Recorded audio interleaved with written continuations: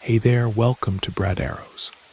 Tonight, we've got hours of chilling horror stories combined with soothing rain sounds to help you relax and sleep. Before you drift off, leave a comment below and let us know where you're listening from and what time it is.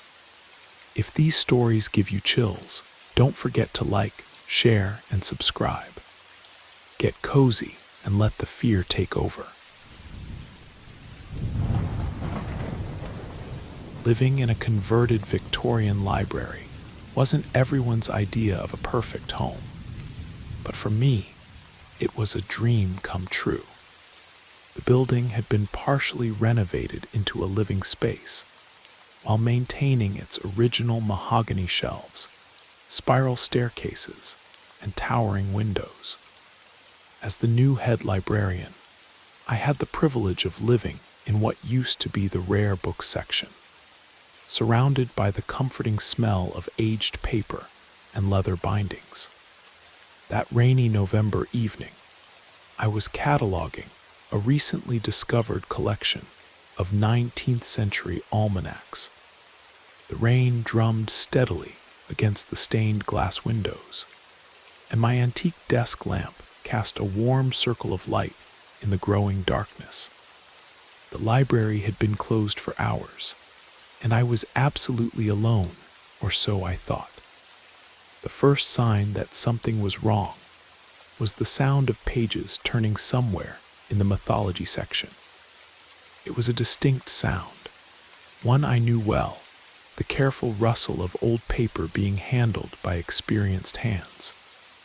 But I hadn't heard the security system chime, and all the doors were locked. I moved quietly between the towering shelves, my footsteps muffled by the ancient carpet. The sound led me to the Greek mythology alcove, where I discovered a man sitting cross-legged on the floor, surrounded by open books. He wore an old-fashioned tweed jacket that seemed to match the library's atmosphere perfectly. He didn't look up when I approached, completely absorbed in a leather-bound volume. "The library's closed," I said, trying to keep my voice steady. "How did you get in?" The man slowly raised his head, and my blood ran cold.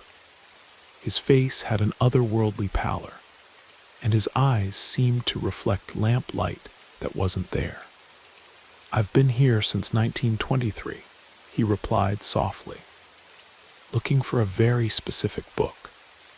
I recognized him then, from the portrait hanging in the main reading room, Theodore Blackwell, the library's head curator who had died mysteriously among these very shelves. According to local legend, he had been searching for a rare grimoire that supposedly contained powerful secrets. "Every night I search," he continued, his voice like rustling pages.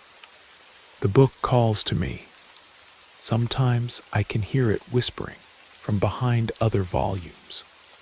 But when I get close," he gestured at the books surrounding him, which I now noticed were covered in a fine layer of dust, undisturbed except where his spectral hands had touched them.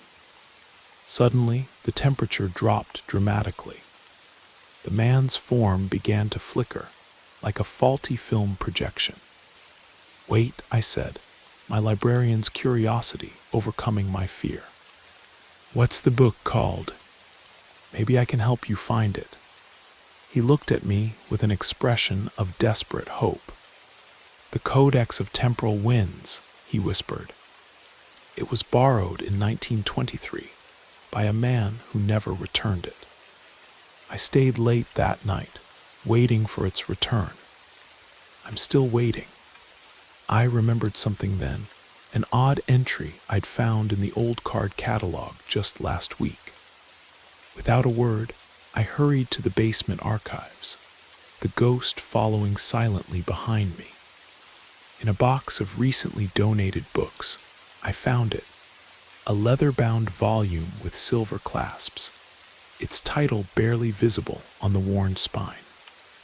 It was donated by the borrower's great-grandson, I explained, carefully lifting the book. It only arrived last week. The ghost reached for the volume with trembling hands. As his fingers touched the leather binding, a peaceful smile spread across his face. "Thank you," he whispered, and both he and the book began to fade like old photographs left in sunlight. The next morning, I found all the mythology books neatly reshelved, the portrait in the reading room empty of its subject. The codex was never found, though a card in the old catalog marked it as returned in faded ink, dated the night before. Now, on rainy evenings when I work late, I sometimes hear the gentle sound of pages turning in distant corners of the library. But it's a peaceful sound, like someone contentedly reading in a favorite spot. After all, what better place for a librarian's ghost to spend eternity than among the books he loved? The autumn mist rolled across the open fields surrounding my farmhouse, transforming familiar landmarks into ghostly silhouettes. I'd moved here 6 months ago to focus on my wildlife art, bringing along my 2 retired search and rescue German shepherds, Max and Shadow. They'd spent years working in mountain rescue before age and injury led to their retirement. My art studio occupied what used to be the farm's old dairy, its large windows perfect for capturing the changing light across the meadows. That evening, I was finishing a commissioned piece, a painting of wolves in their natural habitat. The irony of what was about to happen wasn't lost on me later. At 8 in the evening, the fog had grown so thick, I could barely see the old oak tree 20 yards from my porch. Max and Shadow were unusually restless, moving between windows instead of sleeping in their usual spots. I'd learned to trust their instincts. These dogs had spent years tracking lost hikers and sensing danger in the mountains. The first sign of trouble was so subtle I almost missed it. A flash of movement in the fog, caught in the reflection of my studio window. Then came a soft crunch of gravel near the side door. Max's ears pricked up, and Shadow moved silently to the door, his body tense but silent. The dogs weren't usually quiet when they sensed visitors. Their typical greeting involved enthusiastic barking and tail wagging. This was different. They were in working mode, the same focused alertness they'd shown during rescue operations. Suddenly, both dogs launched themselves at the bay window, their combined weight making the glass rattle. Their barking was fierce, aggressive, nothing like their usual friendly alerts. Through the fog, I could make out 2 figures by my truck, wearing dark clothes and carrying what looked like hunting gear. The men jumped back, startled by the dog's sudden appearance. One of them raised what appeared to be a tranquilizer gun, the kind used by poachers to take down large game. These weren't random burglars. They were professional hunters who'd strayed far from legal game lands. Max and Shadow's response was immediate and terrifying. They launched into their full search and rescue routine, Max's deep, commanding bark echoing across the fields, while Shadow performed what we called the boundary run, charging back and forth along the windows in a display of protective fury. The intensity of their reaction was amplified by the fog, making them appear larger, more numerous, like a pack rather than just 2 dogs. Their barking had a particular rhythm they'd used in the mountains, a sound designed to carry across valleys and guide rescuers to their location. One of the men stumbled backward, dropping his weapon. I caught fragments of their conversation, thought it was empty, just dogs, not worth it. They retreated into the fog, their dark shapes dissolving like smoke. I called the local game warden immediately. They found fresh truck tracks leading to the back roads and evidence of recent poaching activity in the area. The men were caught 2 days later, their vehicle full of illegal hunting equipment and tranquilizer drugs. The game warden later told me these men had been targeting remote properties, using trained hunting dogs to track wild animals. They'd assumed my farmhouse was empty, an easy target for their operation. What they hadn't counted on was facing 2 highly trained rescue dogs who knew the difference between friend and foe. Now, whenever the fog rolls in, Max and Shadow still patrol the windows, but their alertness is tinged with pride. They may be retired from mountain rescue, but their instincts for protection never faded. The painting of wolves I was working on that night hangs in my studio, a reminder that sometimes the best guardians are the ones who have spent their lives saving others. Every evening at dusk, I watch them scan the misty fields, their ears alert to any unusual sound. They're not just pets, they're veterans of countless rescues, and that night, they added one more save to their record, protecting the artist who gave them their retirement home. Spring sunlight streamed through the tall windows of St. Andrew's Music School, casting warm patterns across the aged wooden floors. The building, a converted Victorian mansion, had been teaching music to local children since 1924. As the new piano instructor, I found myself drawn to its quiet dignity and the stories held within its walls. The incident began on an ordinary April morning. I was arranging sheet music when I heard someone playing Beethoven's Moonlight Sonata in the main practice room.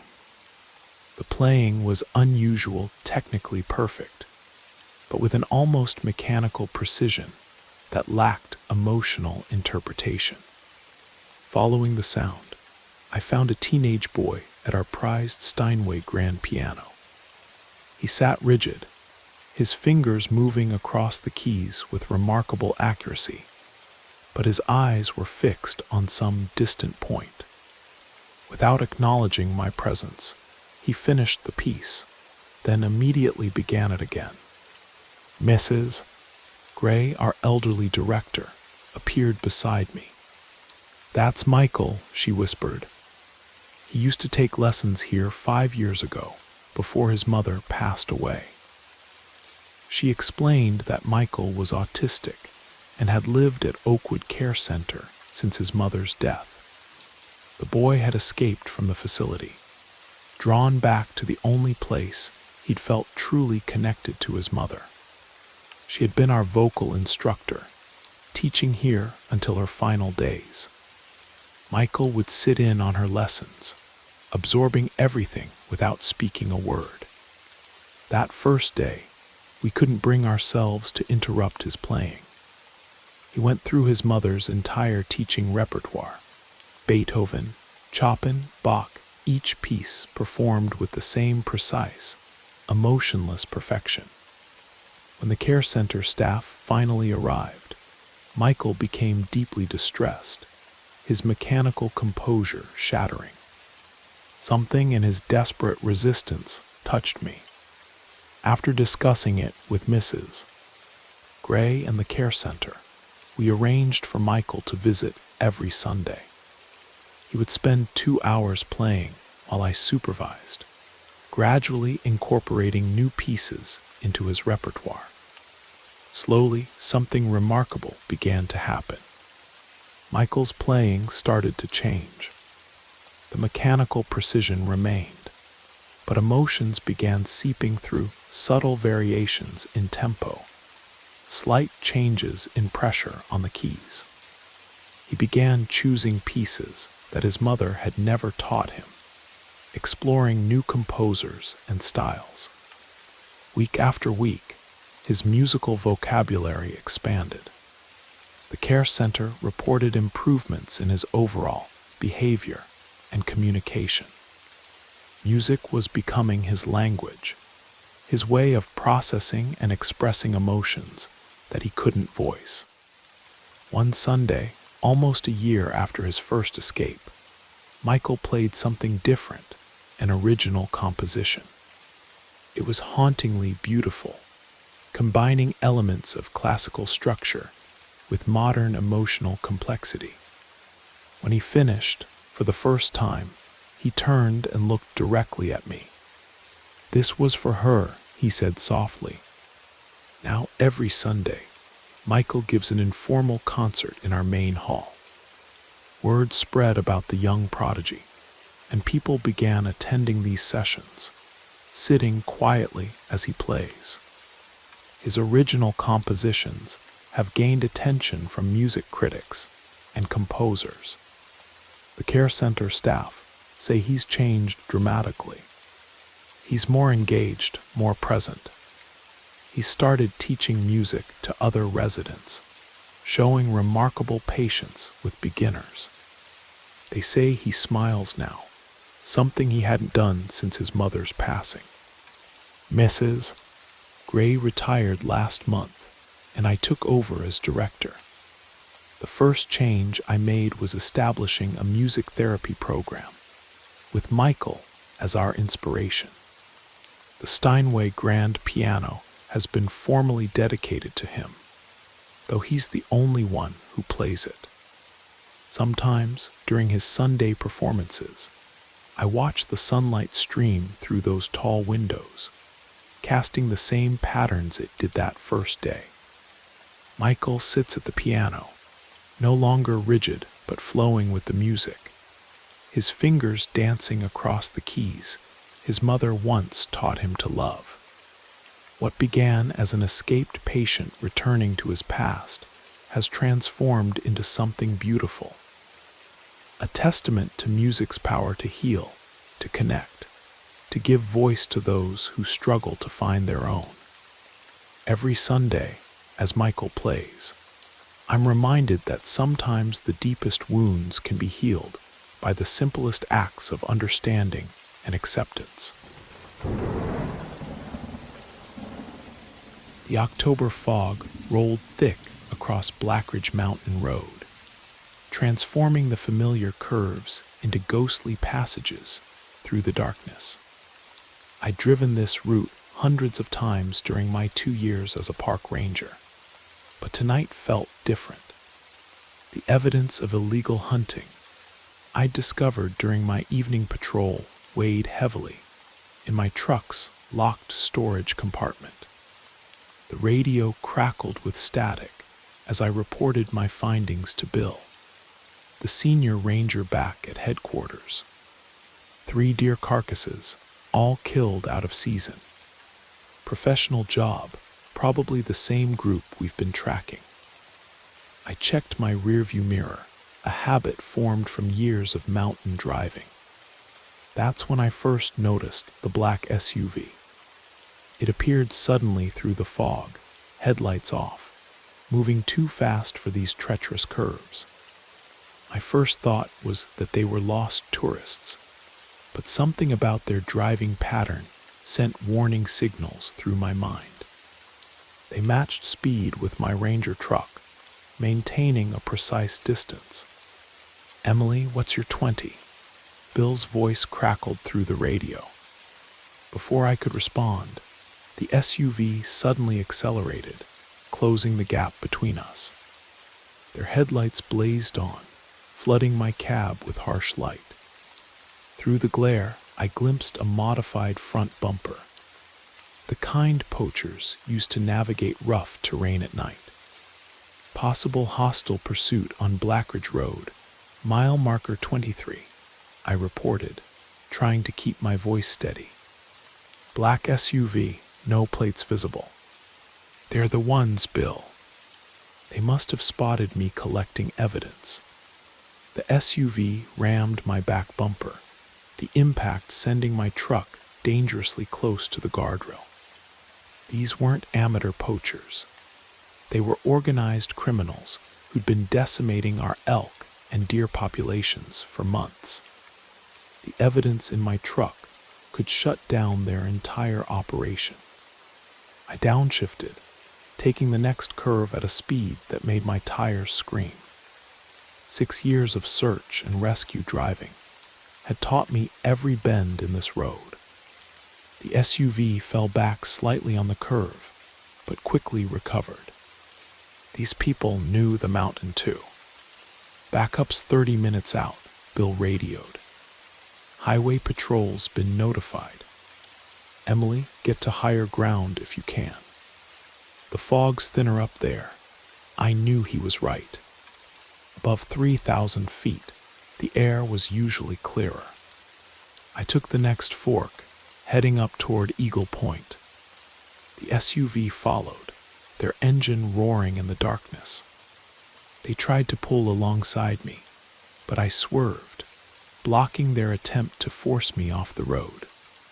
The fog began to thin as we climbed, revealing a bright half-moon overhead. That's when I saw my chance, the old fire road that connected to the ranger station. It was barely wide enough for my truck, with a steep drop on one side. The SUV wouldn't be able to follow without risking a rollover. I cut the wheel hard, skidding onto the fire road in a move that sent gravel spraying. The SUV's brakes screamed as they tried to make the turn, but physics won out. They fishtailed, briefly hanging over the edge before their driver managed to reverse. Looking back, I saw them attempting to find another route up the mountain, but I knew there wasn't one. This road was the only way to reach the station from this side. By the time they circled around, highway patrol would be waiting. The next morning, state police found the abandoned SUV 10 miles from the main road. The poaching equipment inside matched what we'd been tracking: night vision gear, specialized weapons, and GPS coordinates of illegal hunting sites. But the perpetrators had vanished into the vast wilderness. We upgraded security after that night. Rangers now patrol in pairs, and our vehicles are equipped with dash cams. But sometimes, when the fog rolls thick across Blackridge Road, I still check my mirror more often than necessary, watching for headlights emerging from the darkness. The poachers were never caught, but their operation in our park ceased completely. Bill thinks they moved on to easier territory, somewhere without rangers who know every curve of their mountain roads. I still have the dent in my back bumper, a reminder that sometimes the most dangerous predators in these woods walk on 2 legs. Autumn rain tapped against the grand windows of my loft, transformed from what was once the Imperial Theater's private rehearsal room. The conversion had preserved much of the original architecture: the sweeping mirrors, the worn ballet bar, even the old wooden floor marked with decades of dancer steps. As a current member of the City Ballet Company, living here felt like being surrounded by dancing history. That evening, I was stretching after rehearsal, my muscles aching from practicing Swan Lake. The theater had been eerily quiet since the renovation company finished work on the upper floors. Most of the other apartments remained empty, waiting for tenants brave enough to live in a building infamous for its ghost stories. The first unusual thing I noticed was the temperature drop. Despite the heating being on full, my breath suddenly became visible in the air. Then came the sound, faint at first, like someone humming Tchaikovsky's Dance of the Little Swans. The melody seemed to drift from my old gramophone which wasn't turned on. I'd heard the stories, of course. In 1954, prima ballerina Victoria Page had died during a performance of Swan Lake, falling from the catwalks above the stage. Some said it was an accident. Others whispered about rivalry and sabotage. The theater closed shortly after, remaining dark until its recent renovation. The humming grew louder, and my floor-length mirrors began to fog, despite the indoor heating. In their reflective surface, I caught movement behind me, a figure in what appeared to be a classical tutu, executing perfect fouettes. But when I turned, there was nothing there. My pointe shoes, hanging decoratively on the wall, suddenly fell, landing end point as if worn by invisible feet. They began to move across the floor, marking out the steps of Odette's variation from Swan Lake. The wooden floorboards creaked with phantom weight.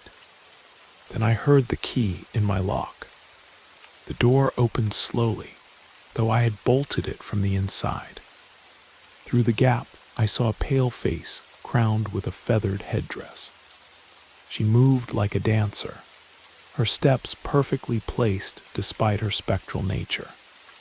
Victoria Page, still in her costume from that final performance, stood in my apartment. "The stage is set incorrectly," she said, her voice like distant music. "They never get it right anymore." She moved to my window, looking down at the main stage below. The lights in the third wing were wrong. That's why I fell. I found my voice, years of performance discipline keeping me steady. "You were sabotaged," I said. "They found the loosened bolts years later." She turned to me, her face softening. "You know the story." Her form flickered like stage lights. "I watch you practice. Your fouette's 32, like mine. But you drop your shoulder on the 28th. To my amazement, she began to demonstrate the correct form, her movements leaving trails of silver light in the air. Despite my fear, the dancer in me couldn't help but observe her perfect technique. She motioned for me to join her. For the next hour, I received a master class from a ghost. Victoria demonstrated combinations that had been lost to time, variations she had created but never performed. Her corrections were precise, technical, delivered with the authority of a true prima ballerina. As dawn approached, she began to fade. "The theater remembers," she whispered. "Dance tells stories that words cannot. Will you tell mine?" The next day, I spoke with George, the elderly security guard who'd worked at the theater since the 1960s. He confirmed details of Victoria's story that weren't in any official record.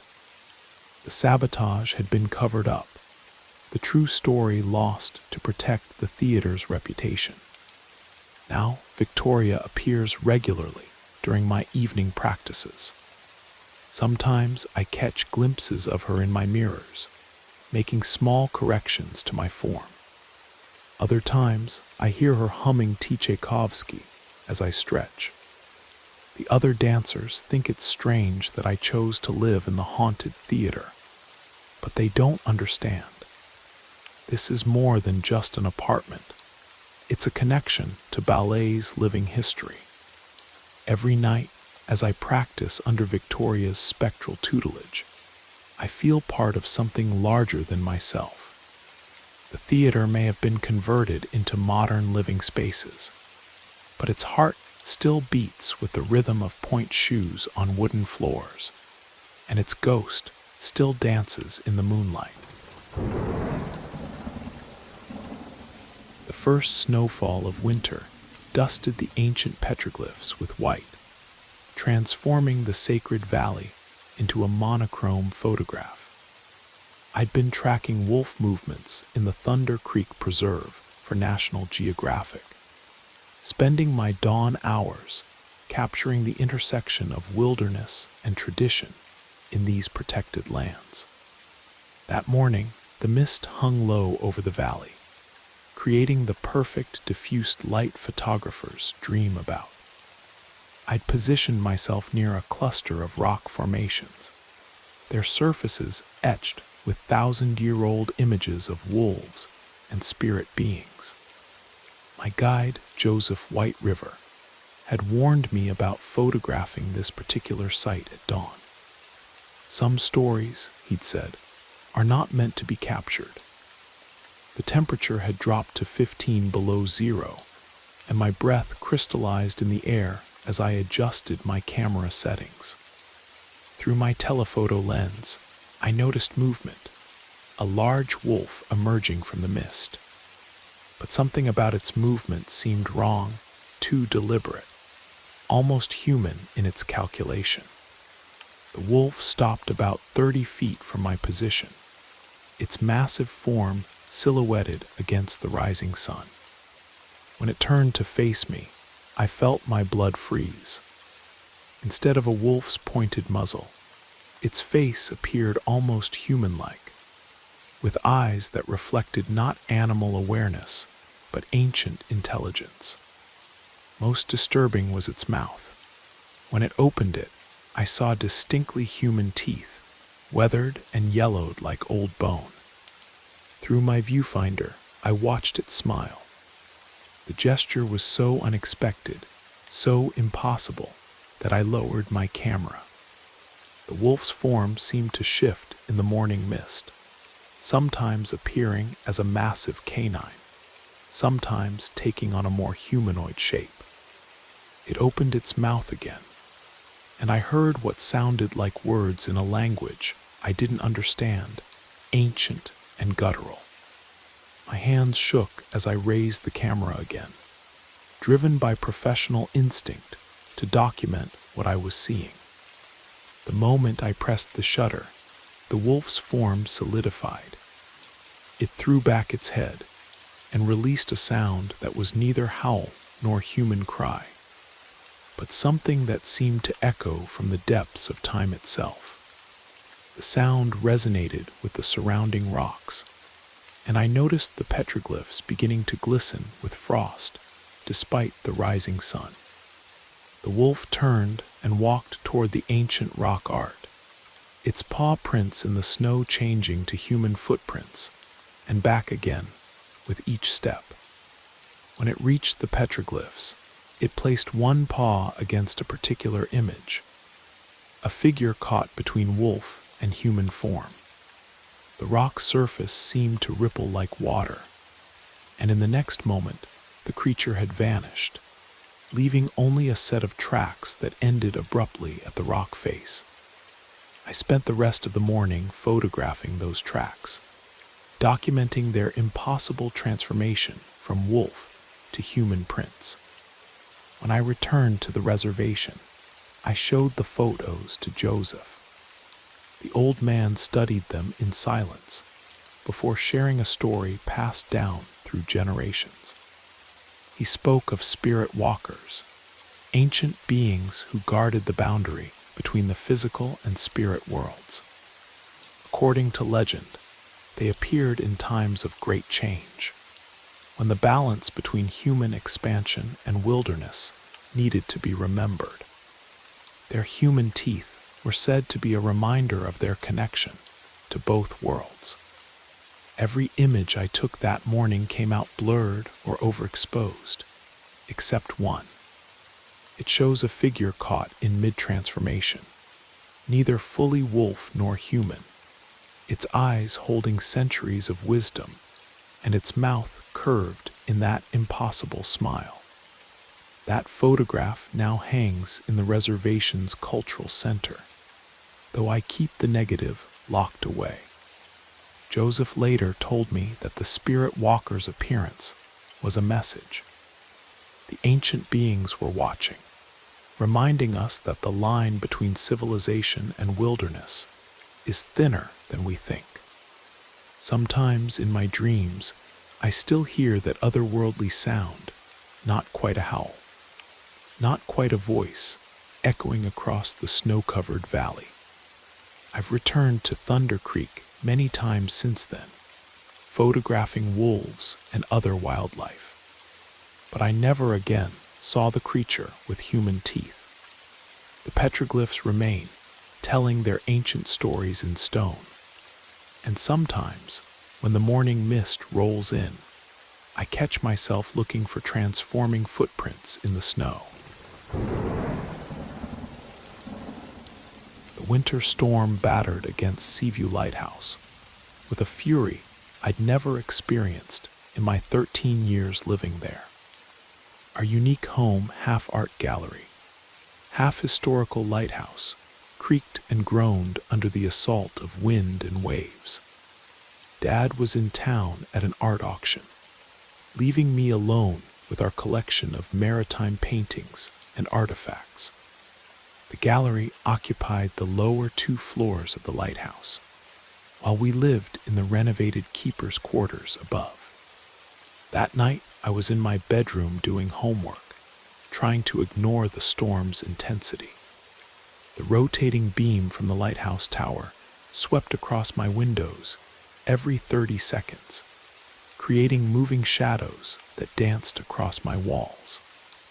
Our prize exhibit was a 19th century diving bell, recovered from a shipwreck off the coast. It stood in the center of the main gallery, its brass surface polished to a warm glow. Dad always said it was the only one of its kind still in existence, used in a failed attempt to recover gold from the merchant ship Aurora, lost in 1873. Around 9 o'clock, I heard an unusual sound below my window, a wet, dragging noise unlike anything I'd heard before. Through the rain-streaked glass, I caught glimpses of something moving on the observation deck. The lighthouse beam swept past, and for a brief moment, I saw a figure in what appeared to be an ancient diving suit, water cascading from its copper helmet. My first thought was that one of our exhibits had somehow come to life, but that was impossible. The diving suits we had on display were all safely locked in their cases. This one moved with purpose, its heavy boots leaving puddles of seawater as it approached my window. The beam swept past again, and I saw the figure more clearly. Barnacles and seaweed clung to its canvas and brass suit, and behind the helmet's clouded viewport, I thought I saw a face preserved yet decaying, like something that had spent too long underwater. It reached for my window with a gloved hand, barnacle-encrusted fingers, tapping against the glass in a deliberate pattern. 3 taps, pause, 2 taps, pause, 3 taps again. It was an old diver's signal code. I recognized it from Dad's maritime books. Fighting my terror, I grabbed my phone and searched through Dad's digital archive. The code translated to, found it. Need help. Danger.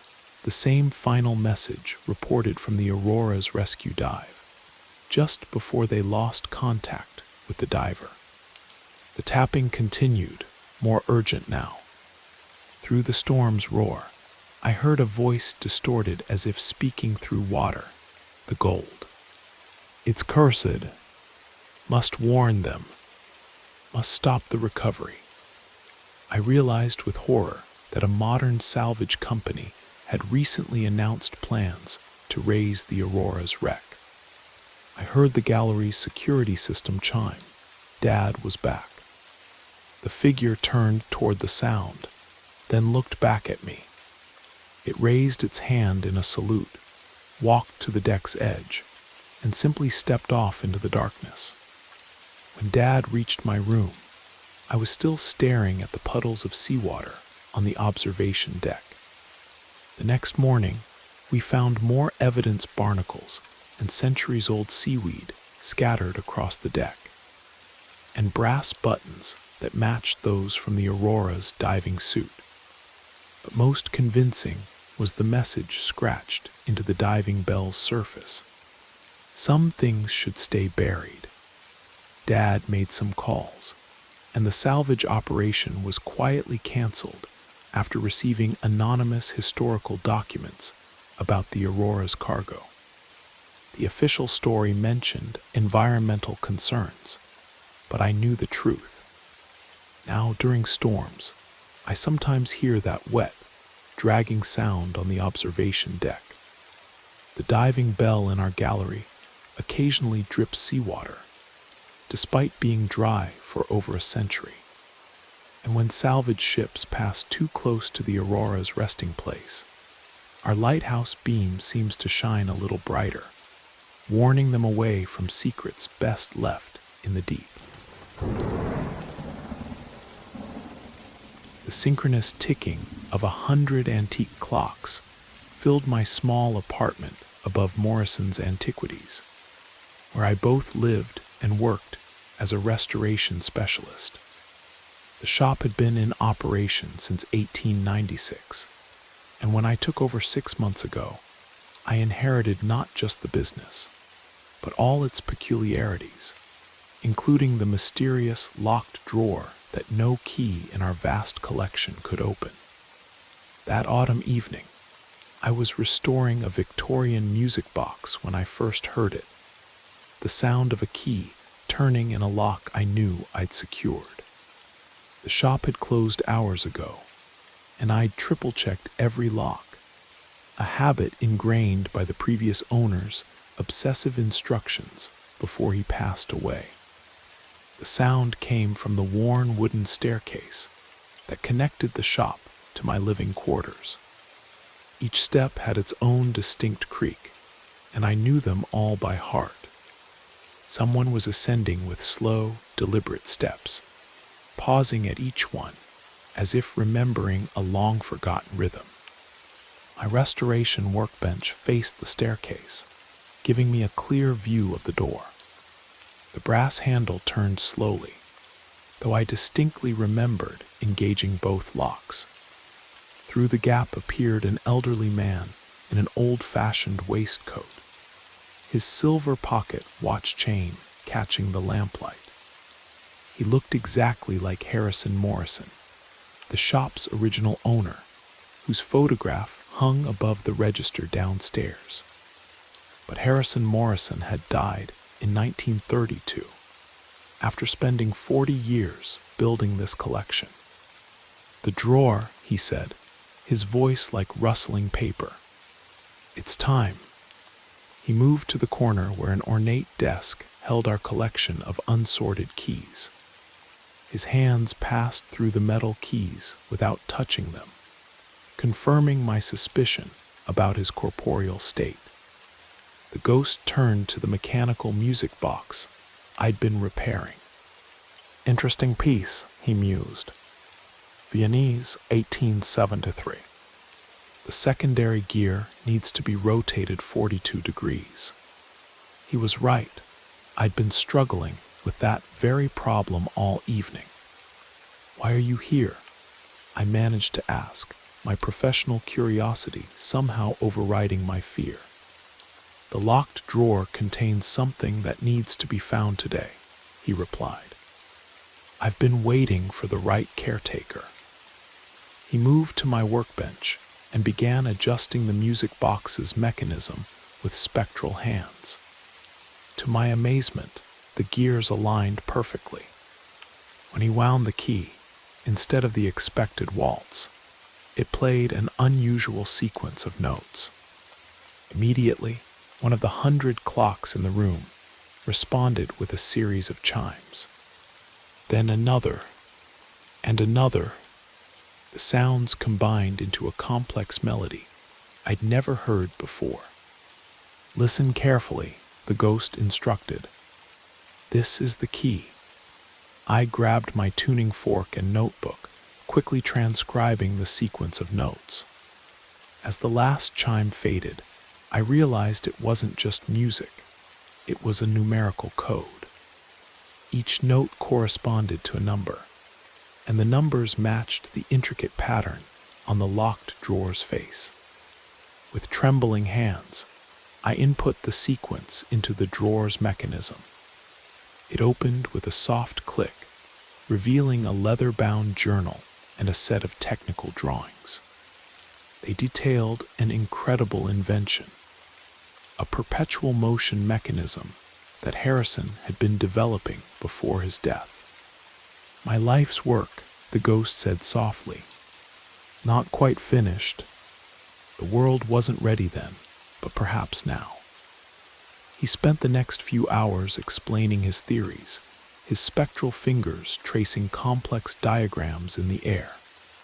As dawn approached, he began to fade.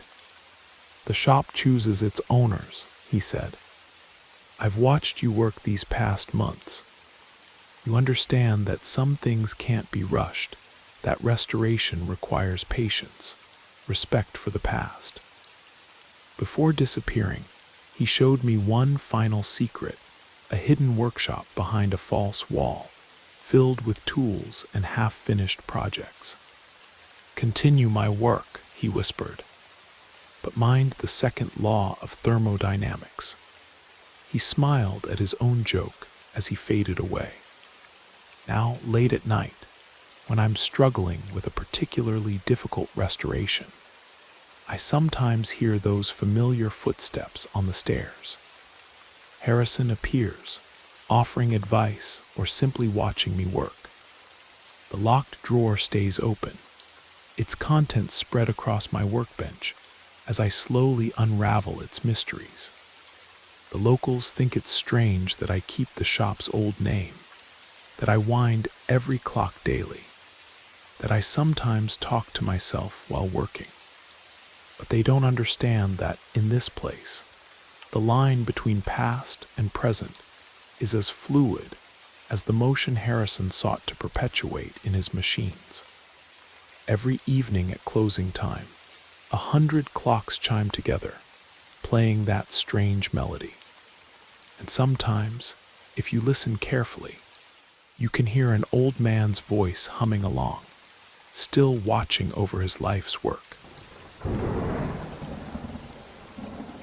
This story takes place in the historic heart of Edinburgh, where my family moved after purchasing an old Georgian townhouse to convert it into a boutique hotel. The building dated back to 1750, with its characteristic high ceilings and ornate moldings that whispered tales of centuries past. I was 14 at the time, and along with my 16-year-old sister Emma, we moved into the private family quarters while our parents, James and Margaret McDowell, managed the hotel operations. The hotel had a warm, welcoming atmosphere throughout most of its rooms, except for one particular space, the Red Tower Room. Located on the topmost floor, this room had an unsettling quality that made your skin crawl the moment you stepped inside. While cleaning or changing linens, I always felt an oppressive heaviness in the air, as if something was pressing down on my chest. There was also a peculiar ringing in my ears that only became noticeable once I left the room, like the sudden relief of pressure when descending a mountain. I never worked in there alone, always keeping the heavy oak door wide open, counting the minutes until I could leave. Within the first few months of operating the hotel, our entire family witnessed inexplicable events. The massive Georgian doors, each fitted with modern automatic closers for fire safety, would suddenly swing open without anyone nearby. We'd hear footsteps following the opening doors, expecting to see a guest emerge. But the connecting rooms were always empty. Another common occurrence was the sudden blast of icy air, even in rooms with all windows and doors firmly shut. This wasn't a mere draft. It felt like standing in front of an industrial freezer. After these cold spots dissipated, the distinct scent of pipe tobacco would linger, the kind that hadn't been sold in Scotland for over a century. The first major incident involved the Red Tower Room and a young family from London. The parents had gone to enjoy our whiskey bar, leaving their 8-year-old daughter watching television in their room. The peaceful evening was shattered when another guest rushed into the bar, reporting screams from upstairs. The parents and my father raced to the room, finding the girl huddled in the corner, tears streaming down her face. When asked what happened, she described waking up to see a tall man standing by her bed. He wore a traditional Highland dress with a velvet jacket, his gray hair tied back in the fashion of 18th century nobility. The girl said he spoke to her in a gentle but firm voice, telling her to rest easy, young lass, before vanishing into the shadows. The description matched perfectly with portraits we'd later discover of Lord Alexander Ramsay, the original owner of the house, who died in the Red Tower Room in 1784. Months passed before the next significant sighting. The layout of our hotel centered around a grand staircase, with the whiskey bar accessed through an elegant dining room. One evening, a guest sitting at the bar suddenly turned to my mother and excitedly asked about the Highland gentleman she'd just seen descending the stairs. My mother looked toward the entrance, but saw no one. The guest insisted that a man in full Highland dress had walked down the stairs and turned toward our private quarters, an area strictly off-limits to guests. Our security system showed all doors remained locked, and no one could have entered or left without triggering the alarms. When we described the guest's sighting to our elderly neighbor, she wasn't surprised. She told us stories of Lord Ramsay's reputation for hospitality, how he would personally greet every guest who stayed in his home. Perhaps, she suggested, he was still fulfilling his duties as host. The sounds of running footsteps became a regular occurrence, particularly on the upper floors. During the tourist season, we attributed the noise to excited guests. But during quiet periods when entire floors were empty, the footsteps continued. They were so distinct that my father and I once searched the entire upper floor, convinced someone had broken in, only to find every room exactly as we'd left it. There were also the mysterious encounters with what we came to call the Lord's inspection. A long-term business guest who regularly left for London at 5 in the morning would often prepare his own breakfast from our continental spread. One morning, he mentioned seeing a distinguished-looking gentleman in Highland dress standing on the mezzanine.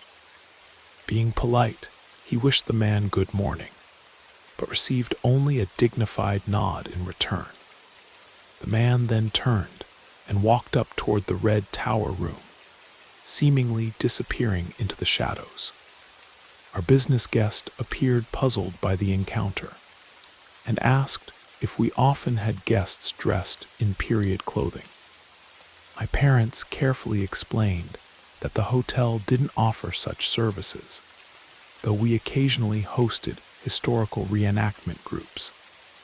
What we didn't tell him was that his description perfectly matched Lord Ramsay's portrait hanging in our private study. Years passed, and we learned to coexist with our permanent resident. The hotel thrived, building a reputation not just for its elegant Georgian architecture and Scottish hospitality, but also for its fascinating history. We never advertised the supernatural aspects, but word spread among ghost hunting enthusiasts.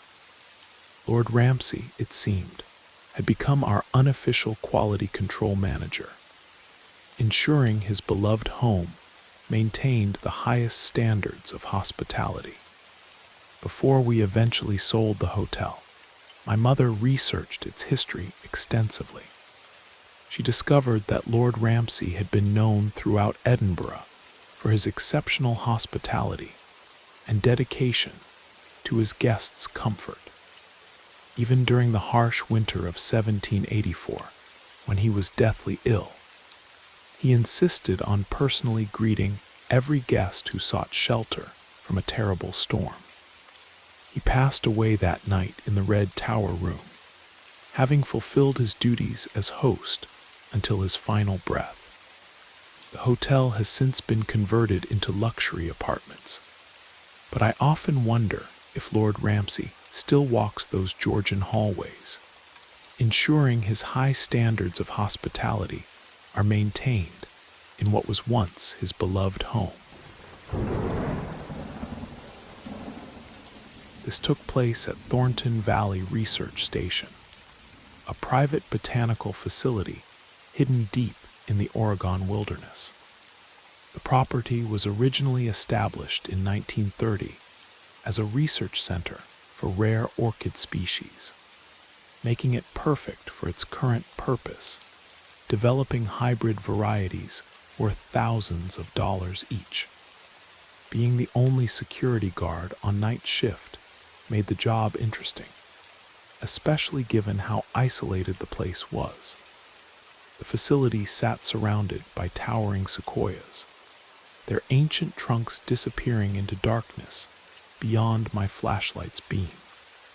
Upon entering the complex, you'd first encounter 3 Victorian-era houses, relics from the original research station. Only one served as our current office space, while the others stored decades of research materials and equipment. We called this the admin area, marking the northern boundary of the property. To the east, west, and south stretched 3 separate greenhouse complexes, each approximately 2 acres in size. Just past the admin area stood 7 modern climate-controlled greenhouses, surrounded by high-security fencing. A large equipment garage attached to the greenhouse complex housed specialized growing supplies, while another building across the lot contained maintenance equipment. This was a brand new security contract, so I had no predecessor to show me around.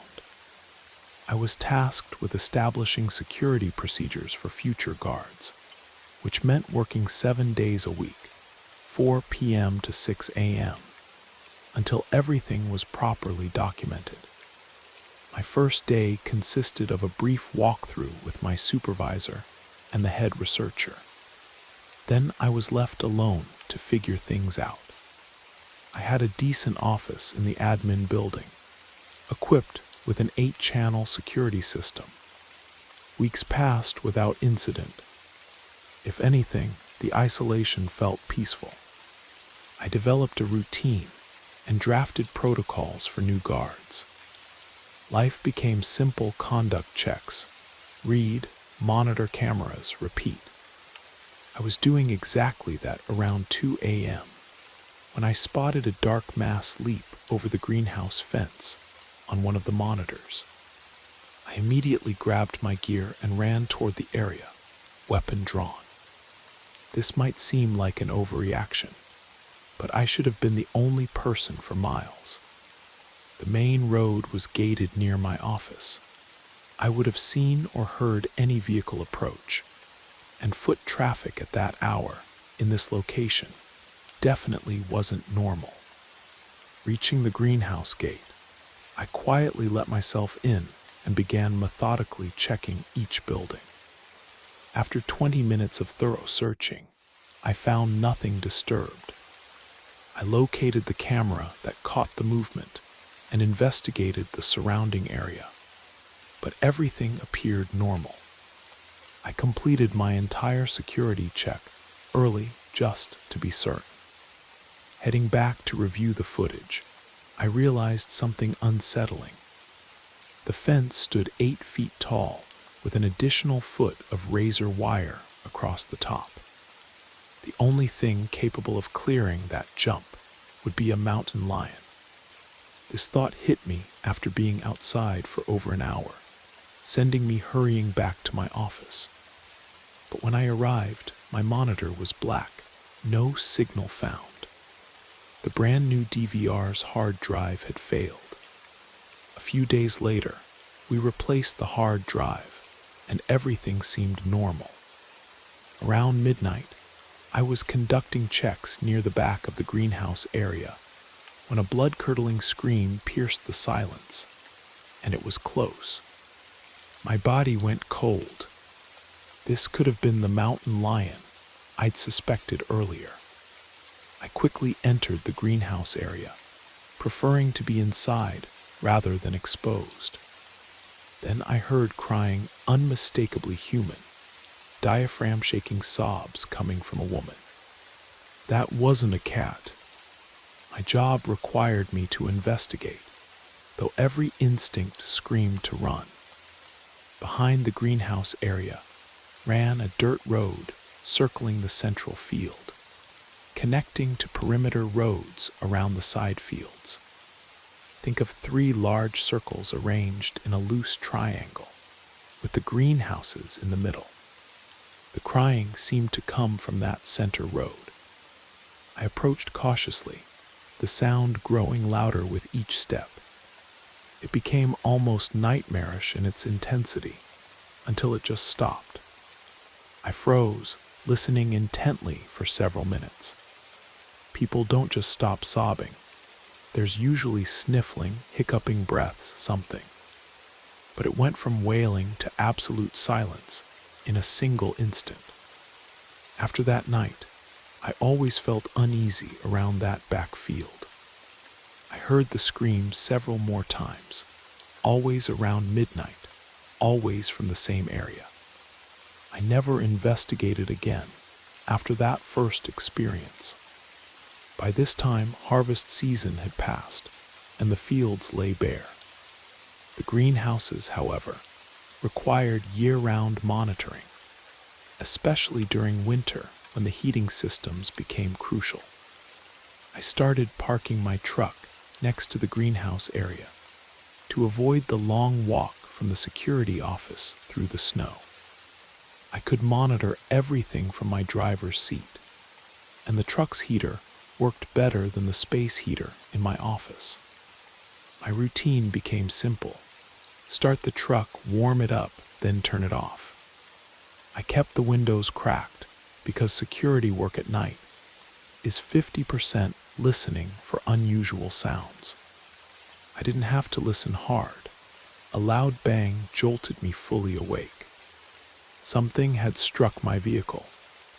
I didn't exit immediately, carefully scanning the area and checking mirrors, but saw nothing. Then it happened again, bang on the roof, followed by soil cascading down my windshield. I called my supervisor, explaining the situation. She said she'd come from another facility, about 30 minutes away. I grabbed my spotlight, the industrial kind, 1,000 lumens, capable of illuminating the back of every field. Climbing onto the truck's roof, I began sweeping the area with the beam of light. Seeing nothing immediate, I started issuing verbal commands. Come out. You're trespassing. Announce yourself. There was no response. I maintained my position until my supervisor arrived. We walked the perimeter of all 3 fields and found absolutely nothing. By now it was almost 3 a.m., and we stood by my truck, discussing the incident while having a cigarette.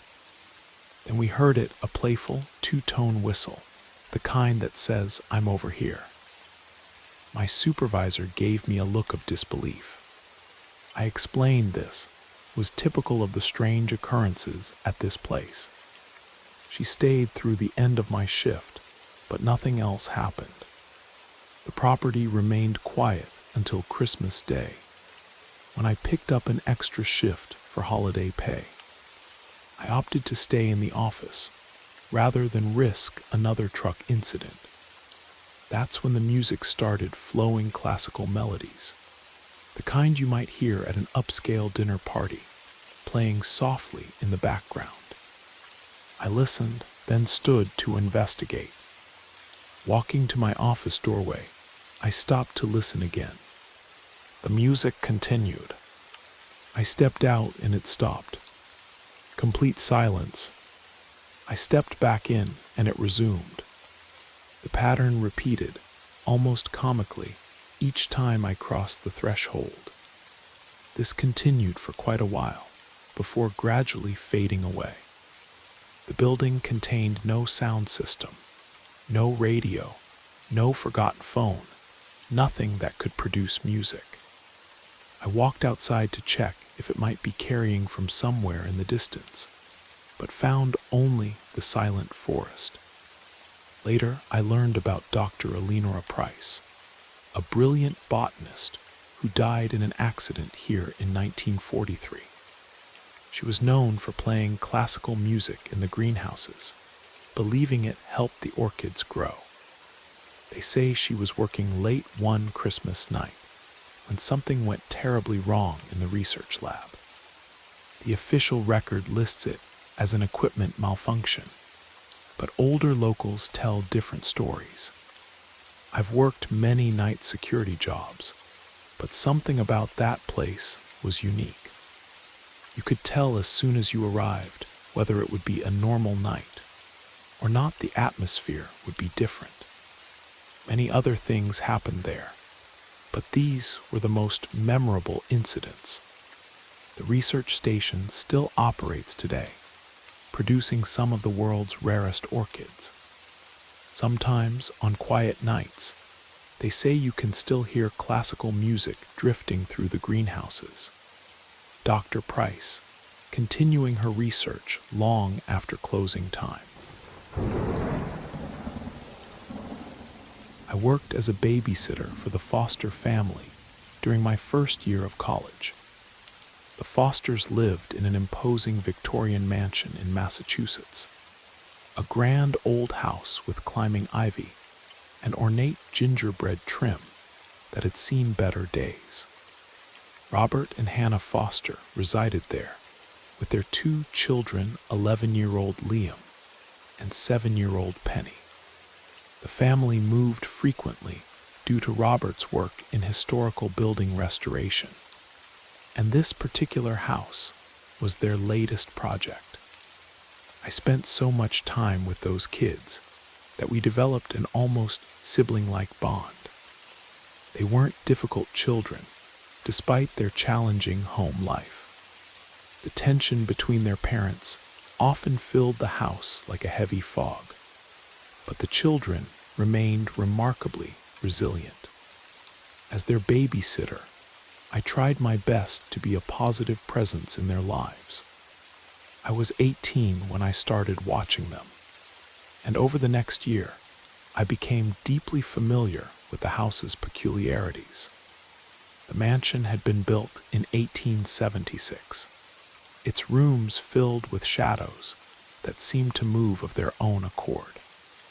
The children's bedrooms were located on the second floor, connected by a narrow hallway that always felt colder than the rest of the house. The first unsettling incident occurred about 3 months after the Fosters moved in. I was sitting in the library, helping Penny with her homework, when we both distinctly heard someone humming a lullaby upstairs. The melody was hauntingly beautiful but unfamiliar, definitely not something Hannah would sing. When we went to investigate, the humming stopped, but the air on the second floor felt thick and heavy, like walking through invisible cobwebs. Things escalated one afternoon when Liam came rushing downstairs, his face pale and frightened. He told me about experiencing terrible nightmares involving a woman in a long black dress who would stand in his doorway, watching him sleep. His parents dismissed his fears, but I noticed how he would always check the hallway before entering his room, and how he began sleeping with his desk lamp on. The mansion's atmosphere grew increasingly oppressive as winter approached. One particularly cold evening, while the Fosters were at a dinner party, I was reading in the library when I heard the distinct sound of a music box playing from upstairs. The melody was similar to the humming we'd heard months before. Penny was already asleep, and Liam was engrossed in his video games, so I went to investigate. As I climbed the stairs, the music grew louder, seeming to come from Penny's room. The door was slightly ajar, though I distinctly remembered closing it after tucking her in. Through the gap, I could see Penny sitting upright in bed, talking animatedly to an empty corner of her room. My heart nearly stopped when I heard another voice respond, a woman's voice, soft and gentle, but definitely not Hannah's. I pushed the door open, and Penny turned to me with a bright smile. "Miss Abby," she exclaimed, "I was just talking to Miss Aliner. She used to live here a long time ago." The corner she'd been speaking to was empty, but the air in that spot felt noticeably colder than the rest of the room. The music box on Penny's dresser was closed and still, though I could have sworn I'd heard it playing moments before. When I asked Penny about Miss Aliner, she described a woman in a long black dress with her hair pinned up like in the old photographs. She said Aliner often visited her at night, telling her stories about the house when it was new. What disturbed me most was that Penny's description matched perfectly with the figure from Liam's nightmares. The following week, I was helping Hannah organize some old documents they'd found during the renovation, when we discovered a collection of photographs from the 1880s. Among them was a formal portrait of a young woman in a black dress, her hair elegantly pinned up Aliner Montgomery, the original owner's daughter. According to the accompanying papers, she had died in the house at the age of 24, shortly after losing her own young daughter to scarlet fever. As the months passed, more unusual events occurred.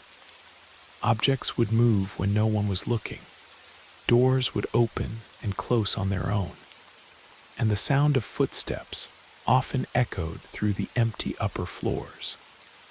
Liam's nightmares gradually subsided, replaced by stories of a kind woman who would sit in his reading chair, listening as he practiced his violin.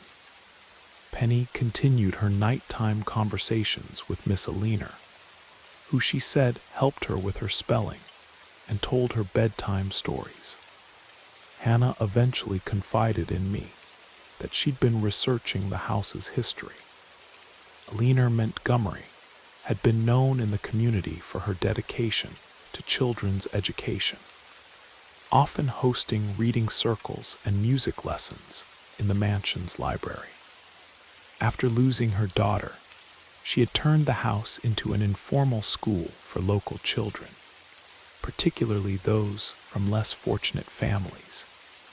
The Fosters lived in the mansion for just over a year before Robert's work took them elsewhere. On our last night together, as I tucked Penny into bed one final time, she told me not to worry about them. "Miss Aliner says she'll keep watching over us wherever we go," she said with complete certainty. "She says once you're part of her family, you stay part of her family forever." Years later, I still think about the foster children and the gentle spirit who chose to watch over them. I've often wondered if Aliner's maternal instincts were so strong that not even death could stop her from caring for the children who lived in her home. While many might find the idea of a ghost watching over their children terrifying, in this case, it felt more like having a vigilant guardian angel, one who understood that sometimes the living need just as much protection as the dead.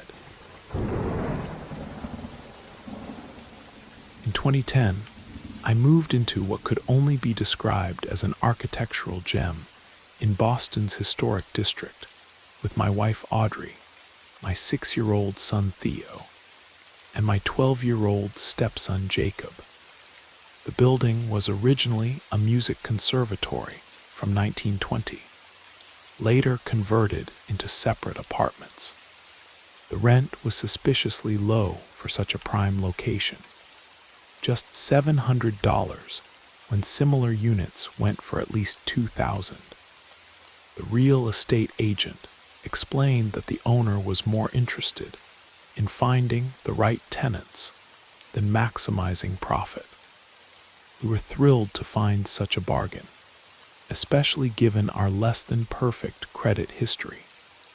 The apartment retained many original features: crown moldings, hardwood floors, and tall windows that flooded the rooms with natural light. The previous tenant had moved out unexpectedly, leaving behind an antique upright piano that the owner said we could keep. Being in our 20s and wanting a place to entertain friends, we didn't notice the subtle oddities at first. When the spare bedroom window was mysteriously cracked, we assumed it was due to the building's age. When food disappeared from the kitchen, we blamed each other's midnight snacking, though no one ever admitted to it. The strange scratching sounds from the walls we attributed to the old pipes or possibly mice. After about a year of random messes, missing items, and eerie noises, something more distinct occurred. Jacob, who had never shown any interest in music before, began spending hours at the old piano. He claimed someone was teaching him, showing him where to place his fingers on the keys. He assumed he was learning from online videos, until one morning when Audrey and I were leaving for work. As we stepped outside, we saw an elderly woman in vintage clothing standing in our front yard, examining our recycling bin. She wore a high-necked blouse and long skirt that seemed straight out of the 1920s. More disturbing was the fact that she was wearing my wife's missing cardigan. Both Audrey and I froze as the woman slowly turned to look at us, her eyes glazed and confused. "Why are you in my music room?" she asked in a trembling voice. I started to respond, but words failed me completely. Audrey and I exchanged shocked glances before hurriedly getting into our cars and driving away from our own home, just to escape the situation. That evening, when all four of us were together, we shared what we'd seen. Jacob then revealed something chilling. He'd been seeing an old woman in his room at night, standing by the piano. He said she would sit beside him on the bench, guiding his hands over the keys, teaching him classical pieces he'd never heard before. Investigating the property's history, we discovered it had been owned by Grace Winters, a music teacher who ran a small conservatory from 1920 until her death in 1948. She was known for taking in struggling students, often teaching them for free if they couldn't afford lessons. The piano in our apartment had been hers, used to teach generations of Boston's children. Strange events continued to escalate. One night, I woke to the sound of Chopin's Nocturne in E-flat major, floating through the apartment. The music was beautiful but otherworldly, as if played from inside a dream. I found Jacob sitting up in bed, listening intently. "Miss Winters is practicing," he whispered, pointing to the piano where the keys were moving on their own, creating perfect melodies in the darkness. Theo, who was usually afraid of the dark, began talking about the nice music lady who sang him lullabies when he couldn't sleep.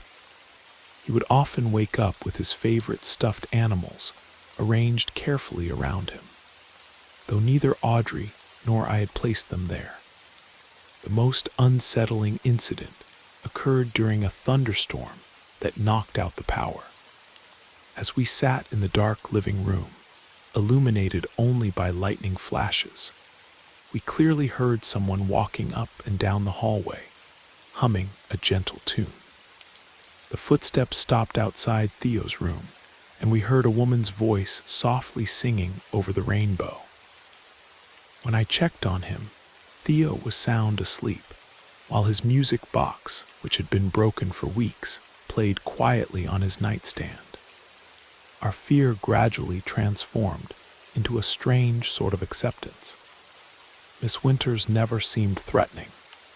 If anything, she appeared determined to continue her life's work of teaching and nurturing children, even after death. Jacob's piano playing improved remarkably, and he later told us that Miss Winters was the most patient teacher he'd ever had. One day, while cleaning the apartment, we discovered a hidden compartment behind the piano containing worn sheet music and old photographs. Among them was a sepia-toned image of Miss Winters sitting at our piano, surrounded by smiling students. The photo's reverse bore an inscription: "Music gives soul to the universe, wings to the mind, flight to the imagination, and life to everything." We lived in that apartment for almost 2 years before moving out. The day we left, Jacob played one final piece on the old piano, Beethoven's Für Elise, Miss Winters' favorite teaching piece, according to the notes we'd found. As the last notes faded, we heard distinct applause coming from an empty corner of the room, followed by the familiar scent of lavender perfume that often accompanied her presence. The building has since been renovated into luxury condominiums, but I've heard from other residents that classical music still drifts through the halls late at night, and children who live there often speak of their special music teacher who only appears after sunset. Miss Winters, it seems, remains dedicated to sharing her love of music with new generations, proving that some passions truly are stronger than death.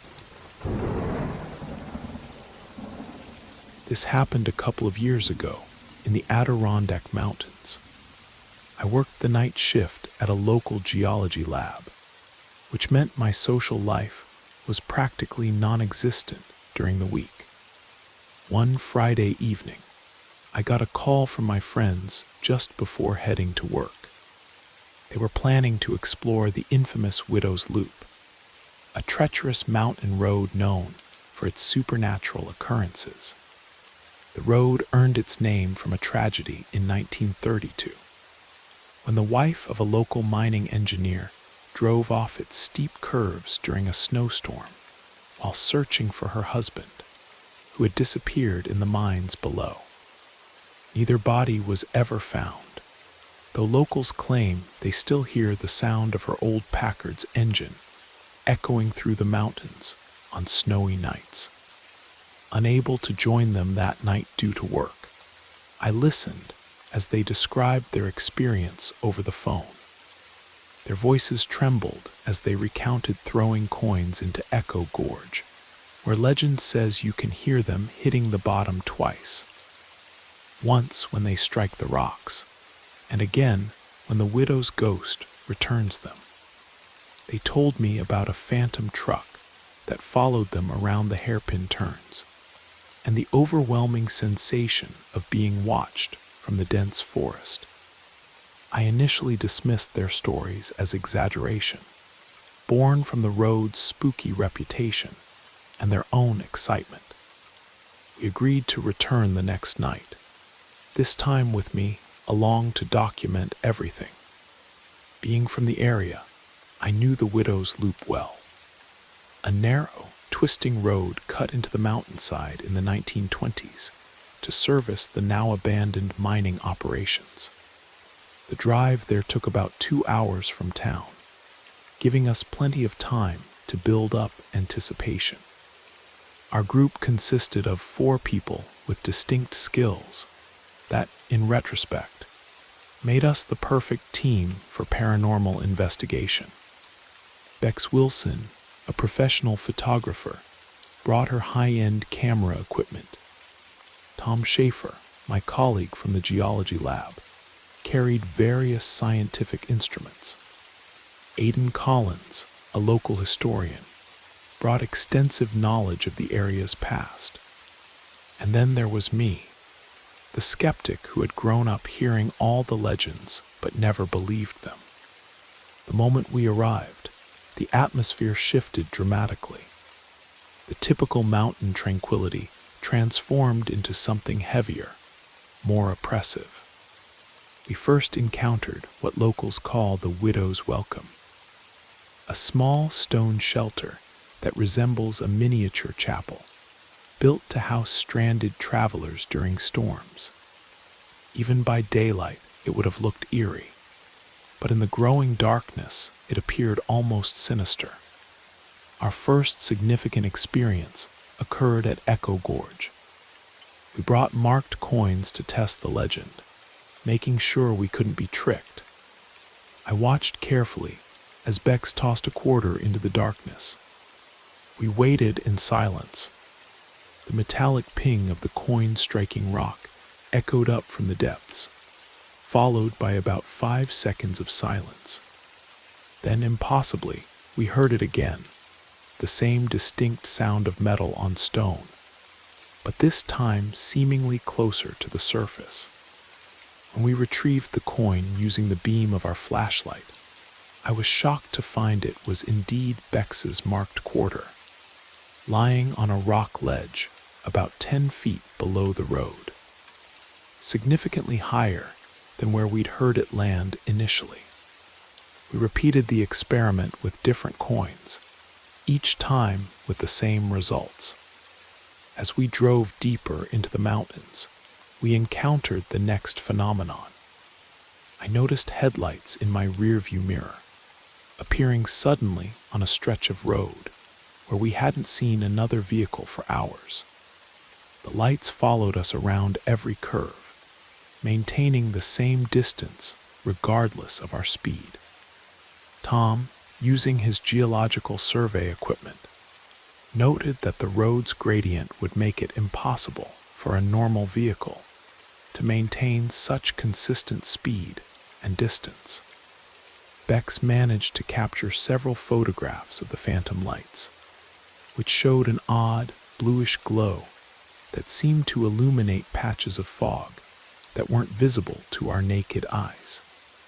Aidan pointed out that the light pattern matched the headlamp configuration of 1930s vehicles, specifically the type of Packard the widow had been driving. The situation became truly frightening when we stopped at Summit Point, the highest curve of the loop. The phantom lights disappeared, but we began hearing something else, the sound of an engine struggling up the mountain, accompanied by a woman's voice calling out a name. Walter. The voice seemed to move around us, first from the valley below, then from the forest beside us, then from somewhere above on the mountainside. Bex's camera captured anomalies.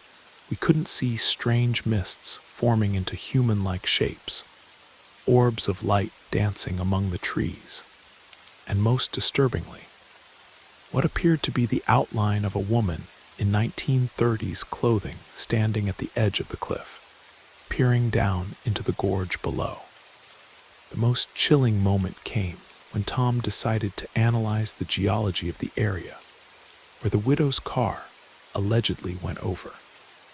Using ground-penetrating radar, he discovered a large metallic mass buried under decades of soil and rock, potentially the remains of a Packard sedan.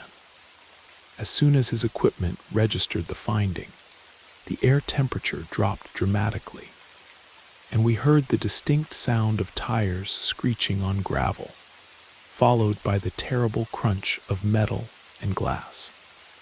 We fled back to our car, but the phenomena followed us. The phantom headlights reappeared, closer this time, while the sound of the woman's voice calling Walter seemed to come from inside our own vehicle. When we finally reached the main road, we pulled over at an old church that seemed abandoned. The sign out front read, "Lost souls need guidance," which felt like a message meant specifically for us. The next day, Aiden's research revealed something none of us had known. The church we'd stopped at had been built by Walter's brother in 1934, hoping to provide peace for both his brother's and sister-in-law's spirits. According to local records, Walter had actually survived the mine collapse and spent 2 days trying to dig his way out, emerging just hours after his wife's fatal accident. He spent the rest of his life searching the mountains for her car, dying in 1962 without ever finding it. Looking through Bex's photographs later, we discovered something extraordinary. In the final image she took of the church, 2 figures can be seen through the window. A man and woman in 1930s clothing, holding hands, finally reunited after 30 years of separation. The Widow's Loop remains one of the most haunted locations in the Adirondacks. Modern GPS often fails along its curves, and locals warn against driving it after sunset. But sometimes, on quiet nights, they say you can still hear the sound of a Packard's engine echoing through the mountains. No longer searching, but simply remembering. I recently spoke with my Uncle David, a retired fishing boat captain, who shared a chilling story from his time commanding the Northern Light off the Alaskan coast. The incident occurred during the king crab season of 2018, in waters known for their treacherous conditions and rich maritime history. The Northern Light was a modern fishing vessel, equipped with the latest navigation and communication systems. That November night, they were operating about 70 nautical miles west of Kodiak Island. The weather had been unusually calm for that time of year, with clear skies and excellent visibility. Around 7 in the evening, while the crew was processing their day's catch, the radio room began receiving distress calls from an unknown vessel. The ship identified itself as the Pacific Star, claiming to be in trouble due to rapidly deteriorating weather conditions. Mike Henderson, their radio operator, found this peculiar as their own weather instruments showed perfectly calm seas. David had spent 30 years in these waters, but he'd never heard of a fishing vessel called Pacific Star operating in the area. They checked their radar, which showed no other ships within 100 nautical miles, well beyond the range of standard marine radio communication. The voice on the radio grew increasingly desperate, describing massive waves and failing equipment. What made the transmission even more unsettling was the antiquated terminology. The unknown captain used phrases and technical terms that hadn't been common since the 1950s. The mysterious radio calls continued for about an hour. Then, around 8:15, they received the most chilling transmission. "This is Captain Roberts of the Pacific Star. Water's coming in too fast. Engine rooms flooded. Tell my wife Margaret." Tell her the transmission cut off abruptly, leaving only static. David and Mike spent the next hour trying to reestablish contact, while coordinating with the Coast Guard. During this time, the crew reported strange phenomena around the ship unexplained lights in the distance, the smell of diesel fuel despite their own engines being electric hybrids, and the distinct sound of old-style ship's bells. Later that night, an elderly Coast Guard officer contacted them with disturbing information. The Pacific Star had indeed existed. It was a fishing vessel that sank in those exact waters on November 12, 1952. The ship had gone down during an unexpected storm with all hands, including Captain James Roberts. The official report noted that their last radio transmission was received at 8:17 in the evening. What made this even more remarkable was that the Northern Light wasn't the first ship to receive phantom distress calls in that area. Over the decades, several vessels had reported similar experiences, always in November, always around the anniversary of the Pacific Star's sinking.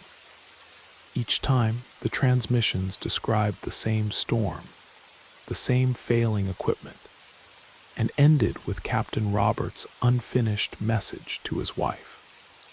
David's crew later discovered something that made the whole incident even more personal. The Northern Light had been built in the same Seattle shipyard as the Pacific Star, and some of its recycled metal was rumored to have come from salvaged 1950s fishing vessels. It was as if some physical connection between the ships had created a channel through time itself. The experience affected the crew deeply. They began a tradition of holding a moment of silence every November 12th, not just for the Pacific Star's crew, but for all those lost at sea. David had the ship's coordinates marked in their navigation system. Pacific Star's last call, lest we forget. When asked why he thought the Pacific Star's final moments kept repeating through time, David suggested that maybe some tragedies leave such deep impressions on the world that they echo forever, like ripples in the fabric of reality. Or perhaps, he said, Captain Roberts is still trying to complete his message to Margaret, who passed away in 1994, never knowing her husband's final words.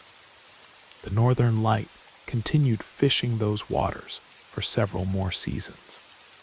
While they never again received transmissions from the Pacific Star, crew members often reported hearing distant ship's bells on calm November nights, particularly when passing through the coordinates where the old vessel made her final journey into the depths.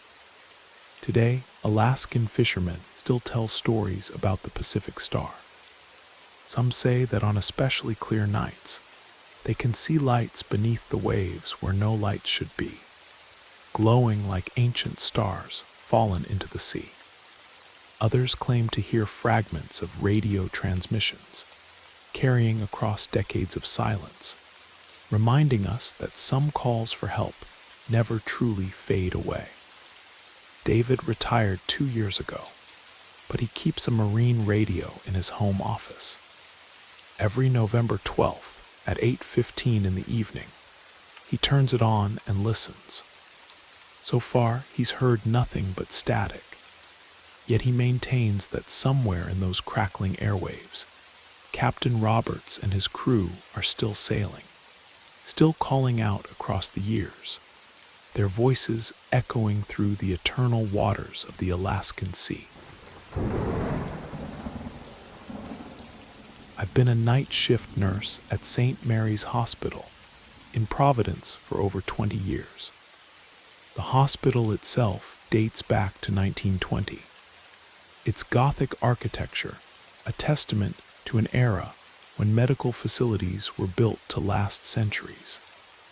The original wing, where I primarily work, still maintains many of its historic features: tall arched windows, terrazzo floors, and long corridors that seem to whisper with echoes of the past.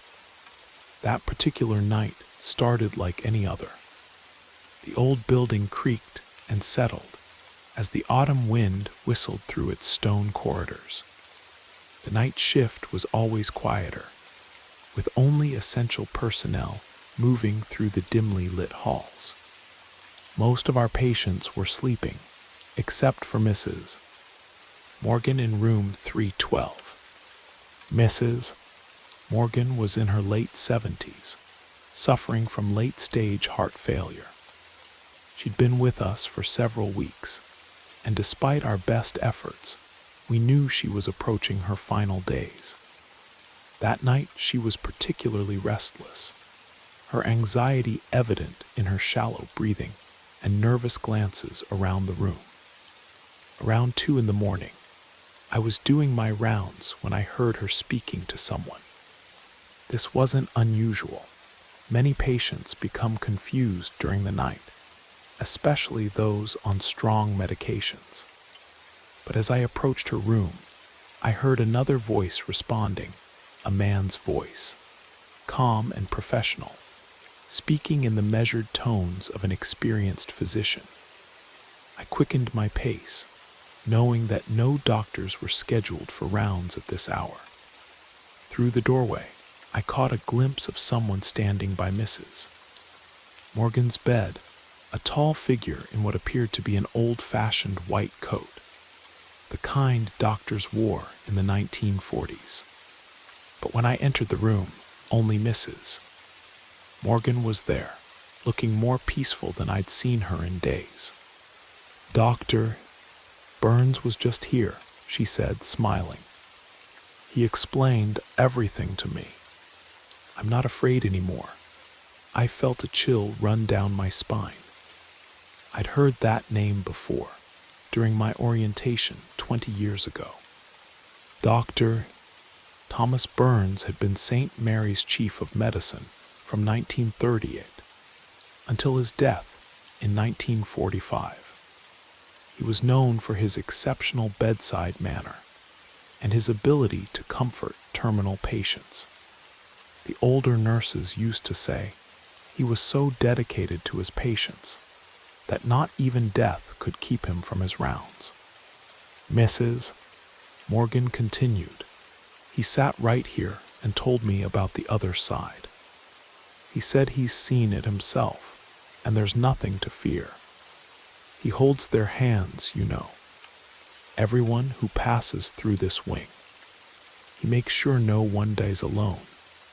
I checked her vital signs, which had somehow stabilized.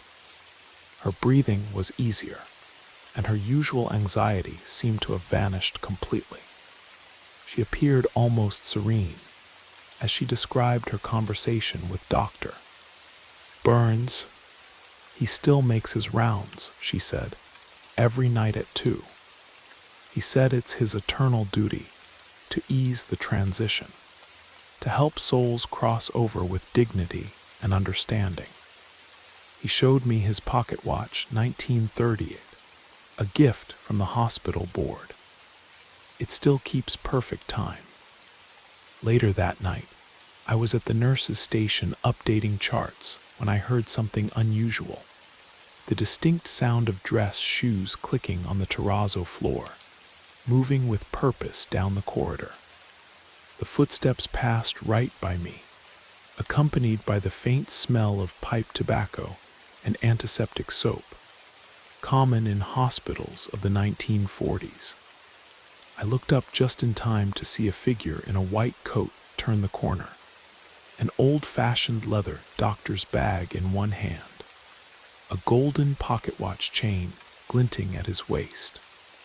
The temperature in the hallway dropped noticeably, and for a moment I could see my breath in the air.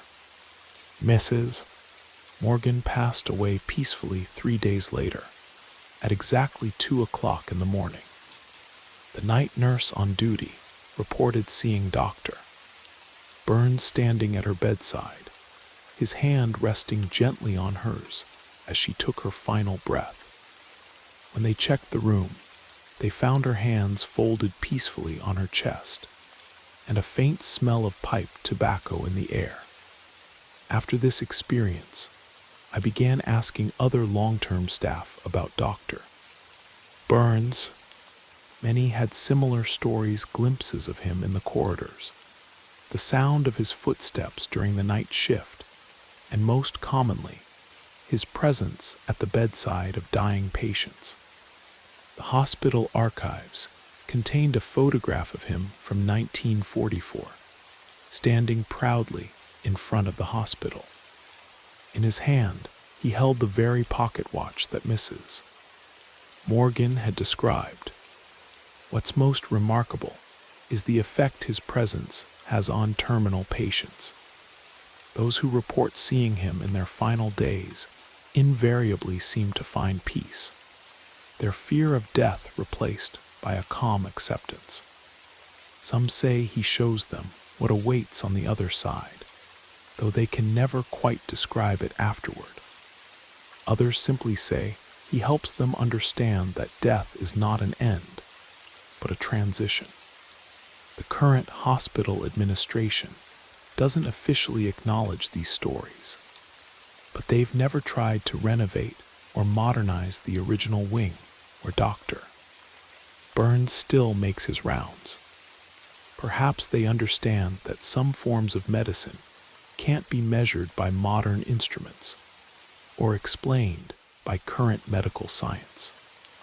I still work the night shift at St. Mary's, and I've learned to take comfort in those familiar footsteps echoing through the halls at 2 in the morning. In a profession where we so often face death, it's reassuring to know that someone is there to help our patients through their final journey, offering the same compassion and dignity that he showed in life. After all, as Mrs. Morgan said in her final hours, some doctors never stop caring for their patients. They just start caring for their souls instead of their bodies. Being of Japanese descent, I travel to Kamakura each year to visit my family and participate in Aben, the festival when the spirits of ancestors return to visit the world of the living. During my latest visit, I decided to explore the ancient Sensoji temple complex, known for its spiritual significance and mysterious occurrences. It was a humid August afternoon around 3 when I began climbing the worn stone steps leading to the temple grounds. The massive red torii gates stood as silent guardians, marking the transition from the mundane world to sacred space. The air was thick with incense from the enormous bronze burner near the temple's entrance, its smoke creating ethereal shapes in the late summer light. After walking through the temple's main grounds, I discovered a path leading to an old cemetery nestled against the mountainside. Despite the heat, something drew me toward those ancient stones. The cemetery itself was a testament to centuries of history, with moss-covered monuments rising from the earth like ancient sentinels. What happened next still defies logical explanation. After about 10 minutes of exploring the weathered gravestones, I realized something was wrong. First, I had somehow lost my way in the cemetery, despite my usually excellent sense of direction. I've navigated countless cities, airports, and mountain trails, but suddenly I couldn't find my way back to the main path. Secondly, darkness was falling, though it had been mid-afternoon moments before. The cemetery lay in a natural depression, surrounded by dense woods, but this darkness felt unnatural. The air took on a yellowish tinge that I recognized as tasager, the traditional Japanese twilight hour when the boundary between worlds grows thin. The temperature began to drop, not like stepping into an air-conditioned room, but rather like being high in the mountains, where cold seeps through your clothes and settles in your bones. Then I began to see movement in my peripheral vision shadows. that seemed to flow like old ink paintings coming to life. These shadows moved with deliberate grace, sometimes appearing nearly human in form, other times shifting into shapes that belonged in ancient scrolls depicting yakai, supernatural creatures from Japanese folklore.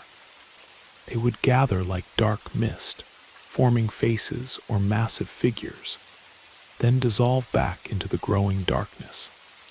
The most unnerving aspect was that I felt no fear, only a profound sense of being watched by countless unseen presences. The shadows continued their elegant dance around the graves, moving like visitors at a formal gathering, acknowledging each other with fluid grace. As I stood transfixed by this supernatural display, I heard the clear sound of wooden sandals on stone. A monk appeared beside me, his presence both surprising and somehow expected. He wore traditional robes and carried an old-fashioned paper lantern that cast a warm, gentle light around us. His first words weren't of shock or concern, but simple curiosity. "You can see them too?" he asked in Japanese. When I nodded, he smiled and explained that the cemetery was indeed closed at this hour, though he seemed more interested in my ability to witness the shadows than in my trespassing. The monk introduced himself as Takeshi Yamamoto and shared that during Tasagare, the spirits of those buried in the cemetery often gather for what he called their evening contemplation. He explained how the position of the cemetery, the surrounding mountains, and the ancient kami, spirits of the land, created a unique location where the barriers between worlds naturally thinned. He led me back toward the temple proper, his lantern light creating a safe passage through the gathering darkness. As we walked, he explained how the cemetery had existed long before the current temple, serving as a sacred ground since the Heian period.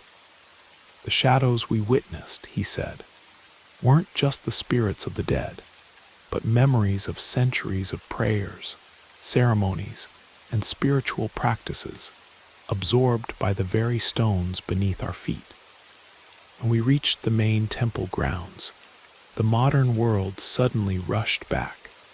The distant sound of traffic, the evening bell, the calls of night birds. The monk turned to me with a knowing smile and said something I'll never forget. Some places remember too much to remain entirely in one world. Later research revealed that the area had indeed served as a sacred site for over 1,000 years. Local records spoke of similar experiences throughout the centuries. Visitors who found themselves temporarily lost in time during the Tasagare hour, witnessing processions of shadows moving among the stones. The monk's final words to me suggested that such experiences weren't random. Those who see the shadows, he said, are often those who carry a piece of the old world within them, even if they don't know it. He advised me to return during next year's Aben Festival, when the boundary between worlds would be at its thinnest. Today, whenever I see shadows lengthening in the evening light, I remember that afternoon in the cemetery. Sometimes, in that moment between day and night, I catch glimpses of fluid movements in the corner of my eye, reminding me that perhaps the world is more permeable than we imagine. And some places never forget those who have walked their paths before. For those who have never experienced what it's like to be 3,000 feet underground in an abandoned silver mine, let me paint you a picture. Imagine complete darkness, the kind that swallows your headlamp's beam like a hungry creature. The air is heavy with mineral dust and history, while the massive weight of the mountain above creates an oppressive silence broken only by the occasional groan of settling rock. I'm a geologist working for a mining company that's considering reopening the Silent Bell Mine in Colorado's San Juan Mountains. The mine earned its peculiar name from the silver bell that once warned miners of impending collapses. A bell that allegedly rang one final time in 1897, despite no one being near enough to pull its rope. My job involved conducting preliminary safety surveys of the lower tunnels, which hadn't seen human activity since the mine's closure in 1920. Being the junior member of the team meant I often worked alone, using modern equipment to assess structural integrity and mineral content. The isolation never bothered me until that day in the West Tunnel. I was mapping a series of abandoned chambers when my instruments detected an anomalous cavity behind one of the support walls. The readings suggested a space about 20 feet deep, possibly an unmapped tunnel from the mine's early days. Dr. Stein, our project director, had warned us about such features. The original miners often followed silver veins without documenting every exploratory shaft. The entrance to this hidden tunnel was partially collapsed, leaving just enough space for someone my size to squeeze through. Standard procedure required calling for backup, but my curiosity got the better of me. I secured my safety line and crawled through the opening, careful not to disturb the precariously balanced rocks. The tunnel beyond was remarkably well preserved, its walls still showing clear pick marks from hand tools. My headlamp illuminated old support timbers, their wood preserved by the constant cool temperature and lack of oxygen. About 15 feet in, I found what appeared to be an ancient workstation. A crude wooden table with rusty mining tools scattered across its surface. That's when I noticed the temperature dropping rapidly. In deep mines, temperature tends to remain constant, yet I could suddenly see my breath misting in the beam of my headlamp. Then I saw movement, a flicker of light at the tunnel's end, like a candle's flame. It wasn't the reflected beam of my headlamp. This light had a warm, yellowish quality that no modern LED could produce. The light grew stronger, and I heard something that should have been impossible at this depth: the clear, rhythmic sound of a hammer striking rock. The noise echoed through the tunnel, accompanied by what seemed to be someone softly whistling an old mining song. My scientific mind searched for rational explanations: air currents, settling rocks, even hallucinations brought on by the thin air. But then I saw him. A figure crouched near the tunnel's end, wearing clothes that belonged in a historical museum. He was using a hand pick, methodically working at the rock face as if the past century had never happened. The figure suddenly stopped his work and turned toward me. His face was covered in coal dust, but his eyes reflected my headlamp's beam with an unnatural brightness. He smiled a gentle, almost apologetic expression, and said in a thick Irish accent, "Lass, you shouldn't be here. The silver's cursed, it is. Been trying to warn them for 100 years now." I stumbled backward, my headlamp beam dancing wildly across the tunnel walls. In that moment of panic, I noticed something I'd overlooked before: dark stains on the support timbers, the kind that might have been left by an ancient tragedy. Later research in the county archives revealed the story of Thomas O'Reilly, an Irish immigrant who died in the Silent Bell Mine in 1897. He had reportedly discovered an incredibly rich silver vein, but refused to tell anyone its location, claiming he'd had a premonition of disaster. The day after his death, that section of the mine collapsed, killing 5 more miners who had been searching for his secret discovery. When I reported the hidden tunnel to Dr. Stein, he was initially excited about the discovery. However, our instruments began malfunctioning whenever we tried to survey that section of the mine. Electronic equipment would fail inexplicably, and our most sophisticated scanning devices would return impossible readings, showing the tunnel alternately as either completely solid rock or as an endless void. The most unsettling development came when we analyzed the rock samples from near the tunnel entrance. They showed silver content far richer than anything else in the mine, rich enough to cause serious conflict if its existence became widely known. After presenting these findings, I recommended sealing off that section permanently. Dr. Stein was skeptical until the night he stayed late to examine the samples himself. He emerged from the lab looking shaken, claiming he'd heard whistling and the sound of a pick against stone coming from the sealed sample containers. The next day, he approved my recommendation without question. We never reopened that section of the Silent Bell mine. The company officially cited structural concerns, but those of us who worked underground knew the real reason. Sometimes in the deep tunnels, you can still hear faint whistling and the rhythmic tap of a mining pick, followed by a soft Irish voice warning about the curse of the silver. The old-timers in the nearby town say Thomas O'Reilly didn't die in the mine at all. He became part of it, eternally working his secret silver vein while protecting others from its deadly allure. They say if you listen carefully on quiet nights, you can hear him working away in the darkness, still trying to warn us about the dangers that lurk in the mountain's heart.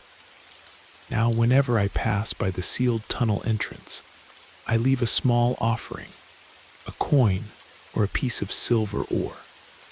It might seem superstitious for a scientist, but after what I experienced, I've learned that some things in this world don't need scientific explanation. Sometimes the old miners' tales carry more truth than all our modern instruments can measure. When I was 10 years old, I witnessed something that still puzzles me to this day, 6 years later. Growing up in historic Savannah, Georgia, with its sprawling oak trees draped in Spanish moss and centuries-old squares, I was used to ghost stories. But what my friends and I saw that spring afternoon was different. We were playing near Forsyth Park, my friends Jason and Danny Turner, both 11, and I, when we witnessed something impossible. A pristine 1920s trolley car appeared on the old tracks that hadn't been used in decades. The trolley was gleaming white with brass fittings that sparkled in the afternoon sun, its wooden seats visible through spotless windows. The bizarre thing was that this trolley seemed to materialize from nowhere. The tracks it rolled on had been partially paved over years ago, and the overhead electrical lines that once powered Savannah's trolley system had been removed in 1946. Yet here was this immaculate trolley, gliding silently along the defunct rails. Inside the trolley were 2 figures that seemed frozen in time. The conductor stood at attention, dressed in a crisp uniform from the 1920s high-collared jacket, peaked cap, and polished buttons. His skin and uniform were an ethereal white, like an old photograph come to life. Behind him sat a single passenger, a woman in period dress, who noticed us watching and raised her hand in a gentle wave. We stood transfixed, unable to move or speak. The conductor appeared to acknowledge us with a slight nod, his movements formal and precise. The woman continued waving, her gesture somehow both welcoming and melancholic.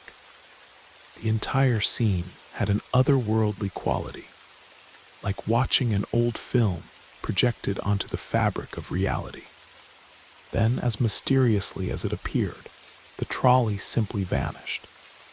Not gradually, like fading into mist, but instantly, there one moment and gone the next.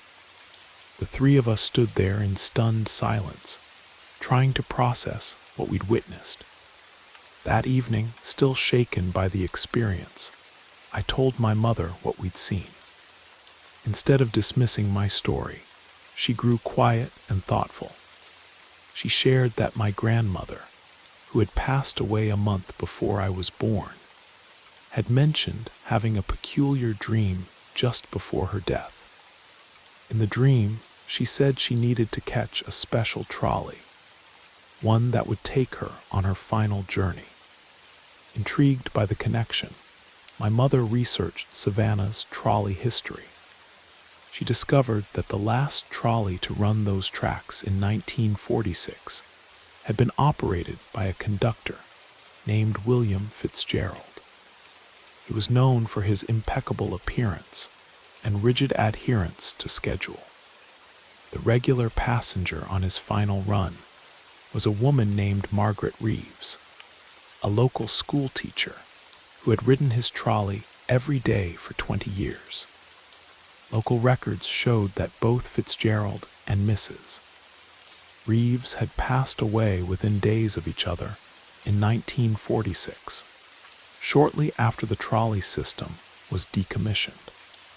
Some said Fitzgerald died of a broken heart, unable to accept that his beloved trolleys would no longer run through the streets of Savannah. Today, the old tracks still peek through the asphalt in certain parts of the city. Sometimes, elderly residents claim they hear the distinctive clang of a trolley bell in the early morning hours, though the sound should be impossible. Others report seeing a ghostly white trolley gliding through the Spanish moss at dusk, carrying passengers dressed in clothes from a bygone era. I often wonder about what we saw that day. Was it a glimpse through time, a moment when the veil between past and present grew thin? Or perhaps, as my mother suggests, some echoes of the past are so strong they continue to play out their familiar patterns, like a record that never stops spinning. What I do know is that whenever I walk past those old tracks, I find myself looking twice at any movement in my peripheral vision, half expecting to see that pristine white trolley materialize once again, with Mr.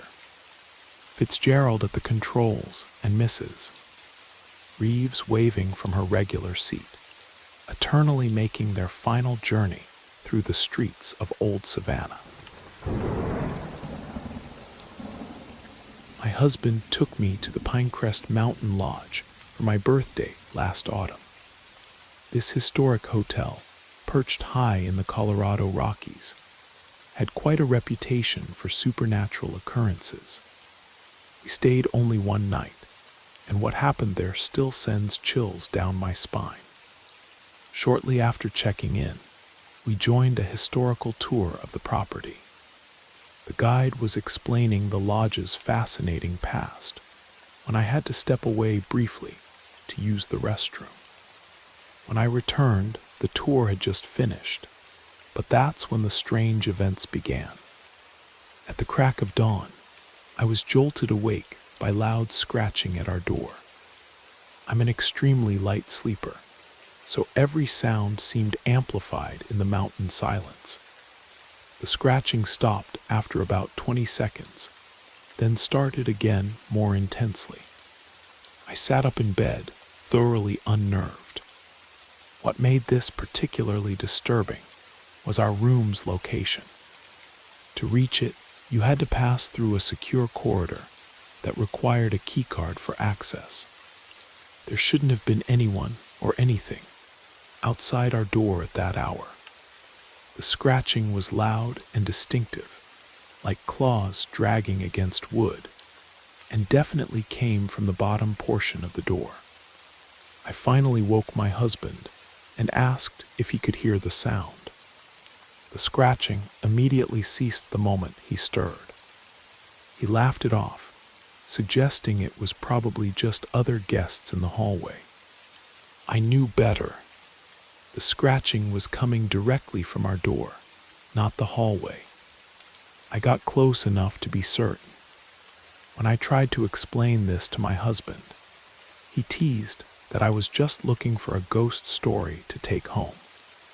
I grew frustrated because I hadn't mentioned anything supernatural. I was simply describing the unsettling scratching at our door. Thoroughly spooked and annoyed by my husband's dismissive attitude, I decided to ask the front desk staff about it during checkout. The clerk's eyes widened at my description, and he immediately called over a long-time employee. I recounted everything, and the older employee explained that I'd encountered the lodge's resident ghost dog. My husband then casually mentioned, "Oh yeah, you were in the bathroom when the guide told us about the ghost dog that used to wake guests at dawn by scratching at their doors." I nearly lost my composure right there in the lobby. The dog, they explained, had belonged to one of the original lodge caretakers in the 1930s. Even after death, it apparently continued its morning routine of alerting guests for the early mountain hiking expeditions. Some guests report feeling a cold presence near their feet at night, while others hear the clicking of dog claws on the hardwood floors. My husband found the whole thing amusing, but I couldn't shake the unsettling feeling of knowing I'd experienced something truly unexplainable. Sometimes I still wake up at dawn, half expecting to hear that eerie scratching at my door. I was just talking with my mom about the strange figure my brother and I have been seeing in our new mountain home. We moved here last winter, and right from the start, something felt different about this place. My brother always told me I attracted spiritual energy even as a baby. But this experience was my first clear memory of encountering something truly unexplainable. Now at 26, the memory remains vivid and unsettling. Late one night, around midnight, while everyone else slept, I was still awake in my room. The house suddenly filled with an inexplicable tension, like the air itself had grown heavy. Then I heard distinct footsteps crossing the upstairs hallway. Being naturally curious despite my rising fear, I carefully opened my door and peered into the darkness. There at the end of the hallway stood what appeared to be a woman in a flowing white dress. The figure was completely still, her back turned to me, her long dark hair cascading down. The sight was so clear, so solid, that at first I thought it must be my mother. However, something felt wrong. The woman's dress seemed to glow faintly in the darkness, and there was an otherworldly quality to her presence that made my skin crawl. Gathering my courage, I whispered, "Mom." To my horror, I heard my mother's voice answer from her bedroom down the hall. "What is it, honey?" The figure in white began to turn around. I didn't wait to see her face. I bolted into my mother's room, my heart pounding so hard I could barely breathe. Later that night, we heard running footsteps upstairs, though we were all accounted for downstairs. A few days later, my mother saw the same figure. She woke in the middle of the night to find what looked exactly like herself, down to the smallest detail, standing at the foot of her bed. The apparition was naked, facing away from her. My mother was paralyzed with fear as the figure slowly crawled onto the bed on my side. She tried desperately to wake me, but couldn't move or speak. She doesn't remember what happened next, but the experience left her deeply shaken. After that incident, we would occasionally catch glimpses of the woman in white, usually for just 2 or 3 seconds. She appeared most often in doorways or bedroom corners, always unclothed, always eerily silent. The apparition seemed to favor my mother's room, though we never saw her face.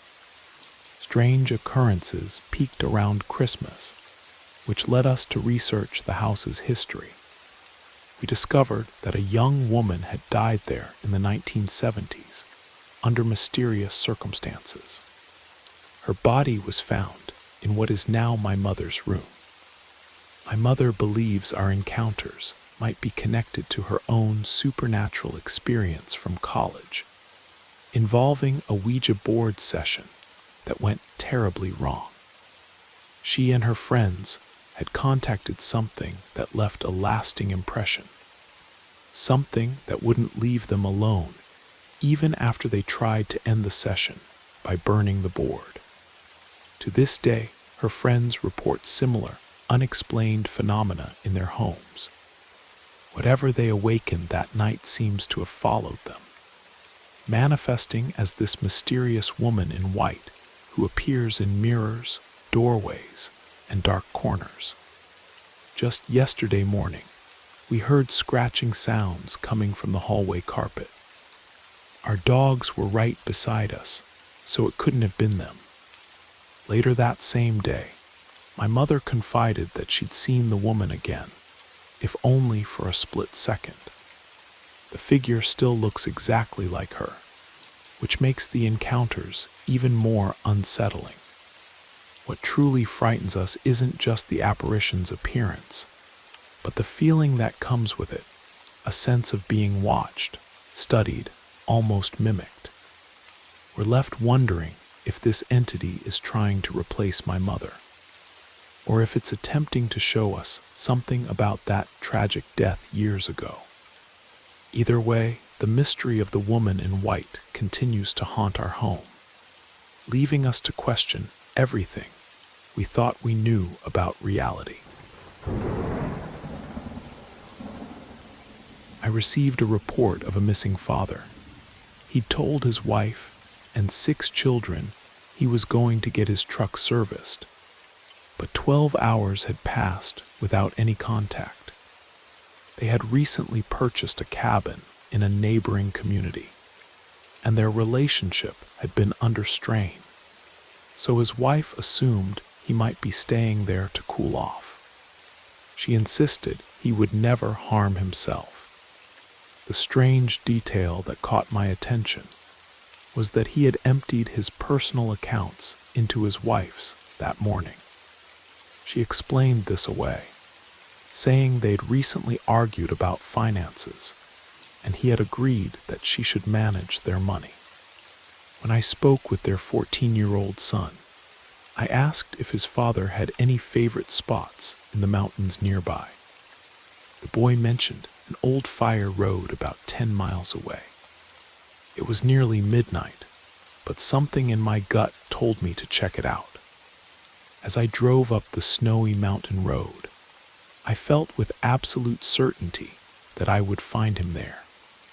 The gravel road showed some signs of recent travel, but nothing definitive in the fresh snow. After an hour of searching, I was surprised not to find his black truck.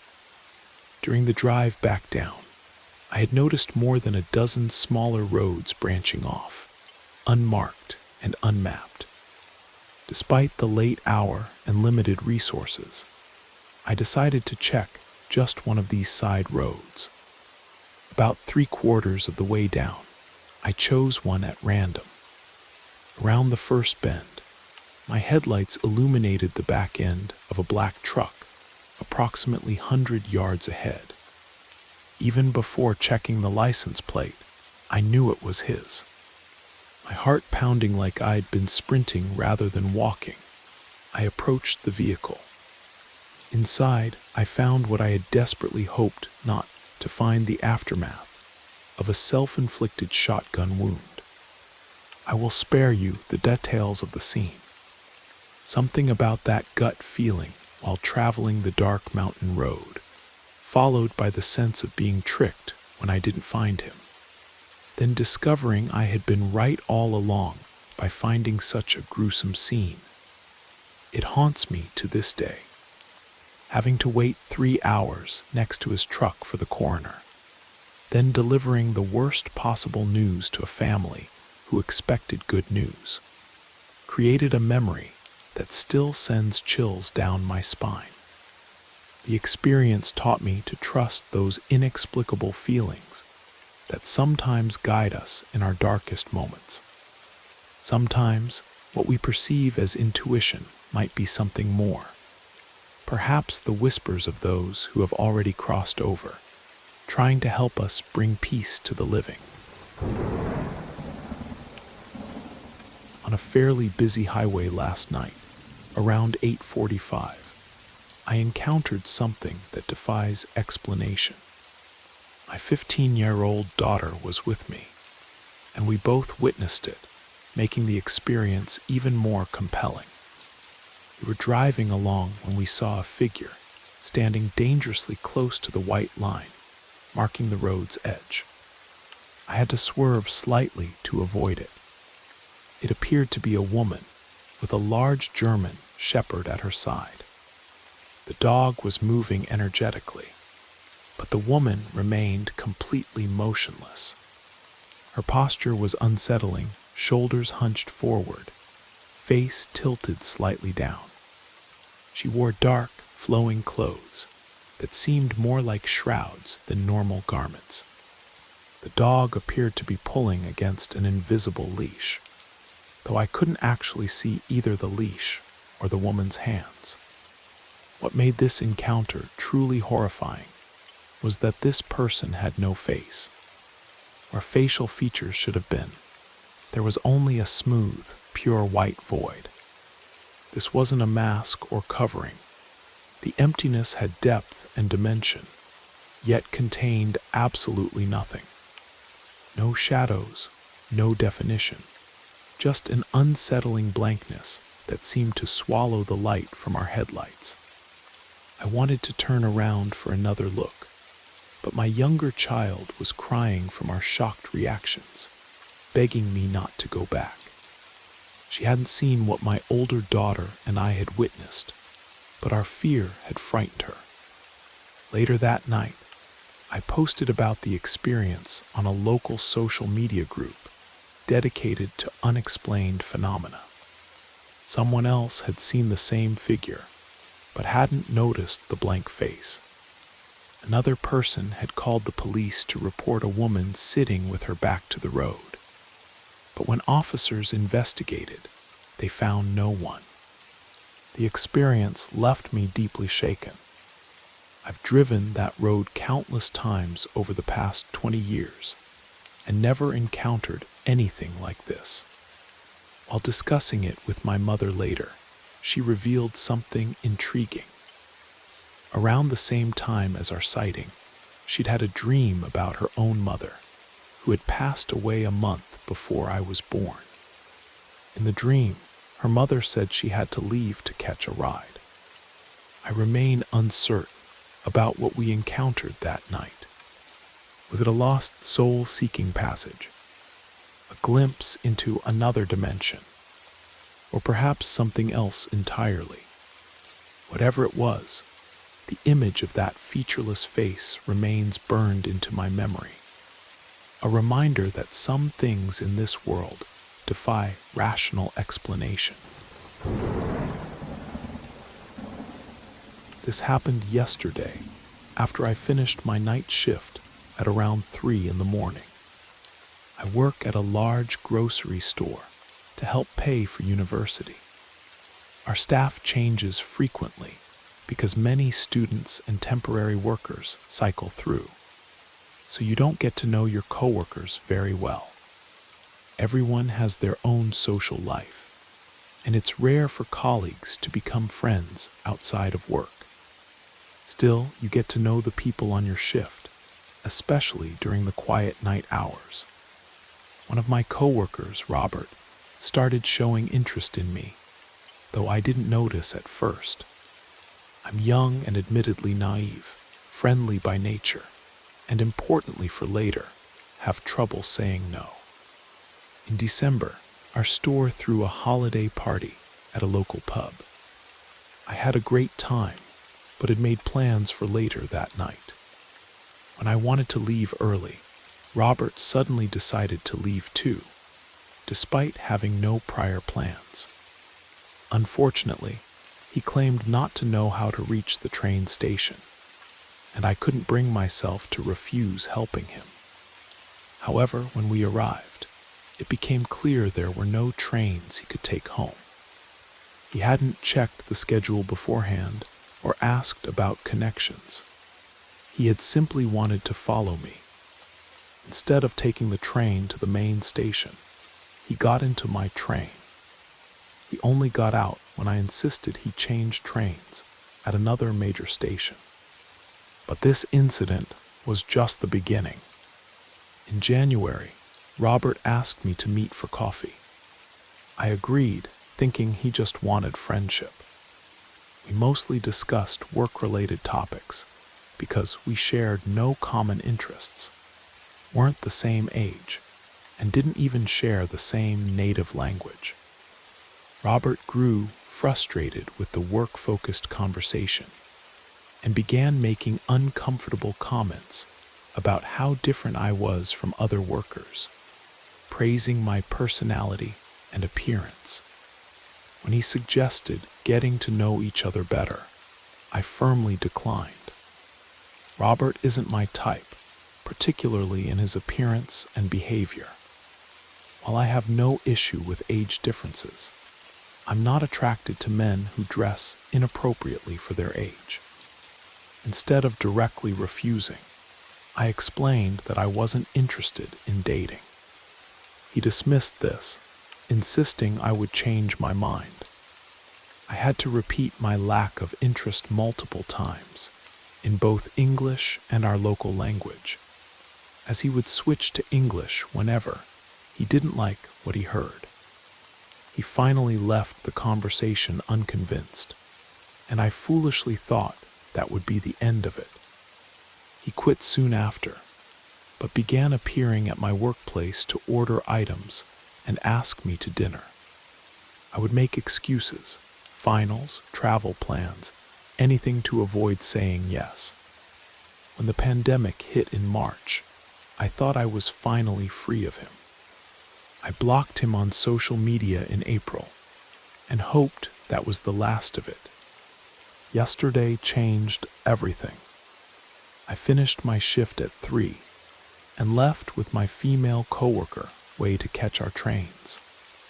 We take different lines, so we waited in the main lobby until I needed to go to my platform. That's when Robert appeared, claiming he had just finished his shift and was walking home.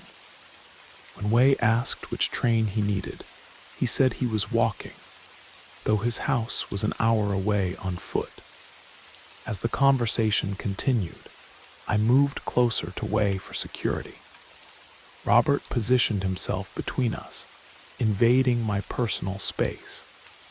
Feeling increasingly uncomfortable, I announced I needed to catch my train. Robert followed me through the lobby, into the elevator, and onto the train.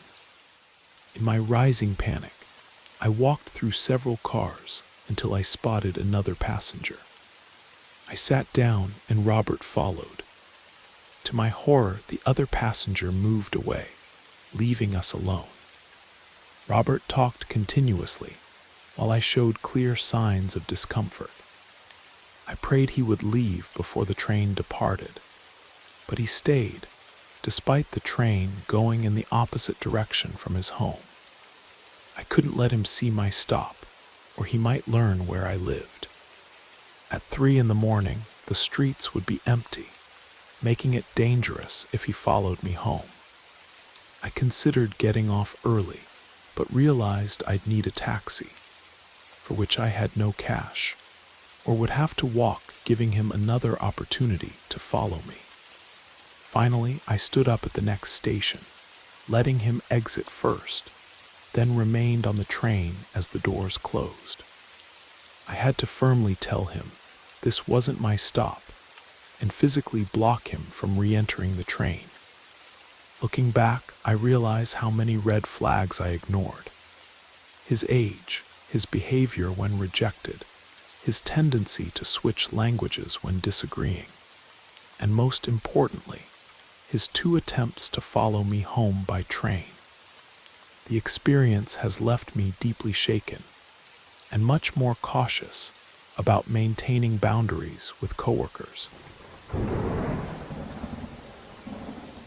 This remains one of the most terrifying experiences of my life. Living alone with my mother and our 2 dogs, I never expected to encounter anything truly supernatural. But last winter, around midnight, everything changed. I'm a typical teenager who stays up late, so I was awake in my room when I first heard the strange noises from the kitchen. The sound of cups falling and things being moved around. Though I'd grown up in a haunted house before we moved, paranormal activity hadn't crossed my mind, since nothing unusual had happened here for months. Opening my door, I peered down the hallway and saw what appeared to be my mother standing in the corner of the kitchen. I could only see her back, but something seemed off. She wasn't wearing any clothes. This looked exactly like my mother, matching her body shape, height, and even the distinctive tattoo above her tailbone. But the situation made no sense. Why would she be standing naked in our kitchen at midnight? The figure remained completely motionless, facing the wall. Each time I looked away and glanced back, it had somehow moved closer without me seeing it move. Its body remained oriented toward the kitchen, but its neck was twisted at an impossible angle to keep watching me. Trembling with fear, I called out, "Mom." To my horror, I heard my mother's voice respond from her bedroom next door. "What is it?" The last thing I saw before bolting into her room was the figure beginning to turn around. I didn't see its face. I ran too quickly. My mother grabbed a crowbar from under her bed and went to investigate, offering to get between me and whatever was out there. When I ran to the car as she instructed, the figure had vanished. My mother yelled at it to stay away from the vehicle as it approached, but it tried to calmly engage her in conversation about the car's make and model, while staring directly at me through the window. We quickly backed away, and I ducked down in my seat. Through the window, I saw it raise its hand in a wave goodbye before walking behind the building and disappearing into the darkness. The experience left me physically ill. Several nights later, my mother shared her own terrifying encounter. She had awakened to find her bedroom door mysteriously open, though she always closed it at night. Looking over to my side of the bed, she saw what appeared to be herself naked, lying on her side, facing the wall. She couldn't move as the figure slowly crawled into bed next to me. When she tried to wake me, I wouldn't respond. She has no memory of what happened next.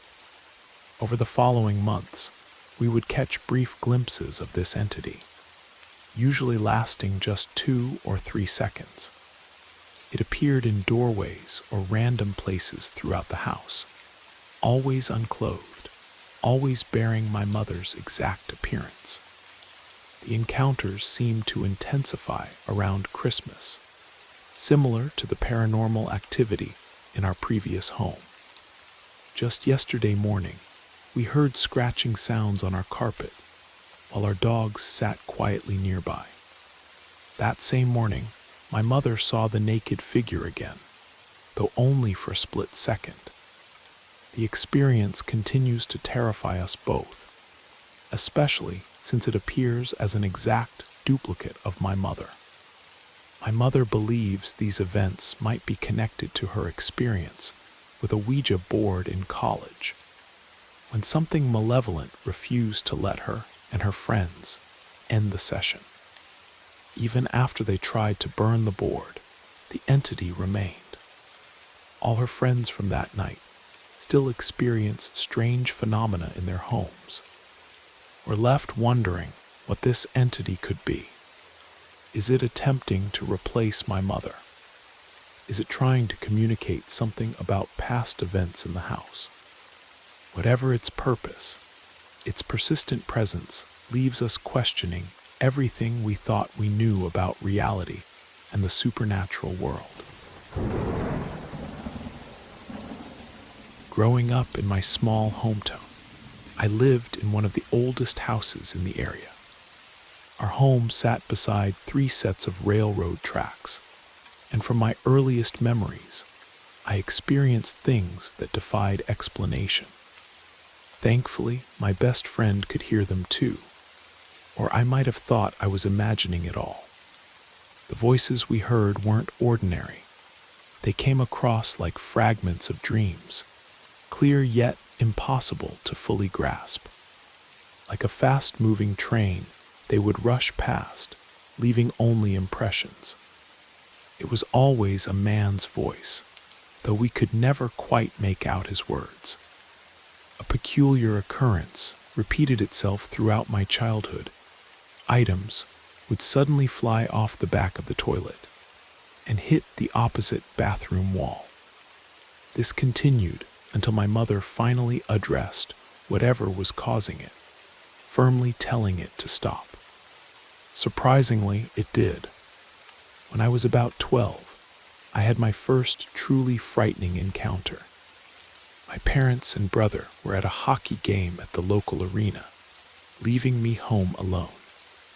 I was enjoying a relaxing bath when I heard heavy bootsteps coming up the stairs toward the back door.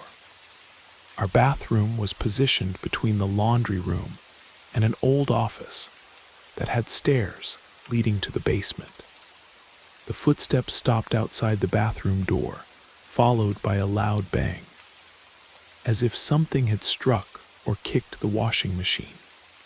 Terrified, I quickly dressed and ran to a friend's house without leaving a note. Over time, I grew accustomed to what we called the big guy, and learned through glimpses of his silhouette that we also had a female spirit in the house. Unlike the male presence, she wasn't friendly and seemed to linger around the stairs. Even now, at 31, I feel an overwhelming sense of dread climbing those stairs, as if something might grab me from behind. My nephew, who is autistic, would often communicate with the spirits. When he was 4, he revealed that the male spirit's name was Franklin and that he watched over us. According to my nephew, Franklin had died in an accident on the railroad tracks. He warned us that we would need to dig in the basement to find evidence of Franklin's presence. But he also mentioned that Franklin disliked the female spirit and avoided the stairs because of her. The female entity remained more mysterious and threatening.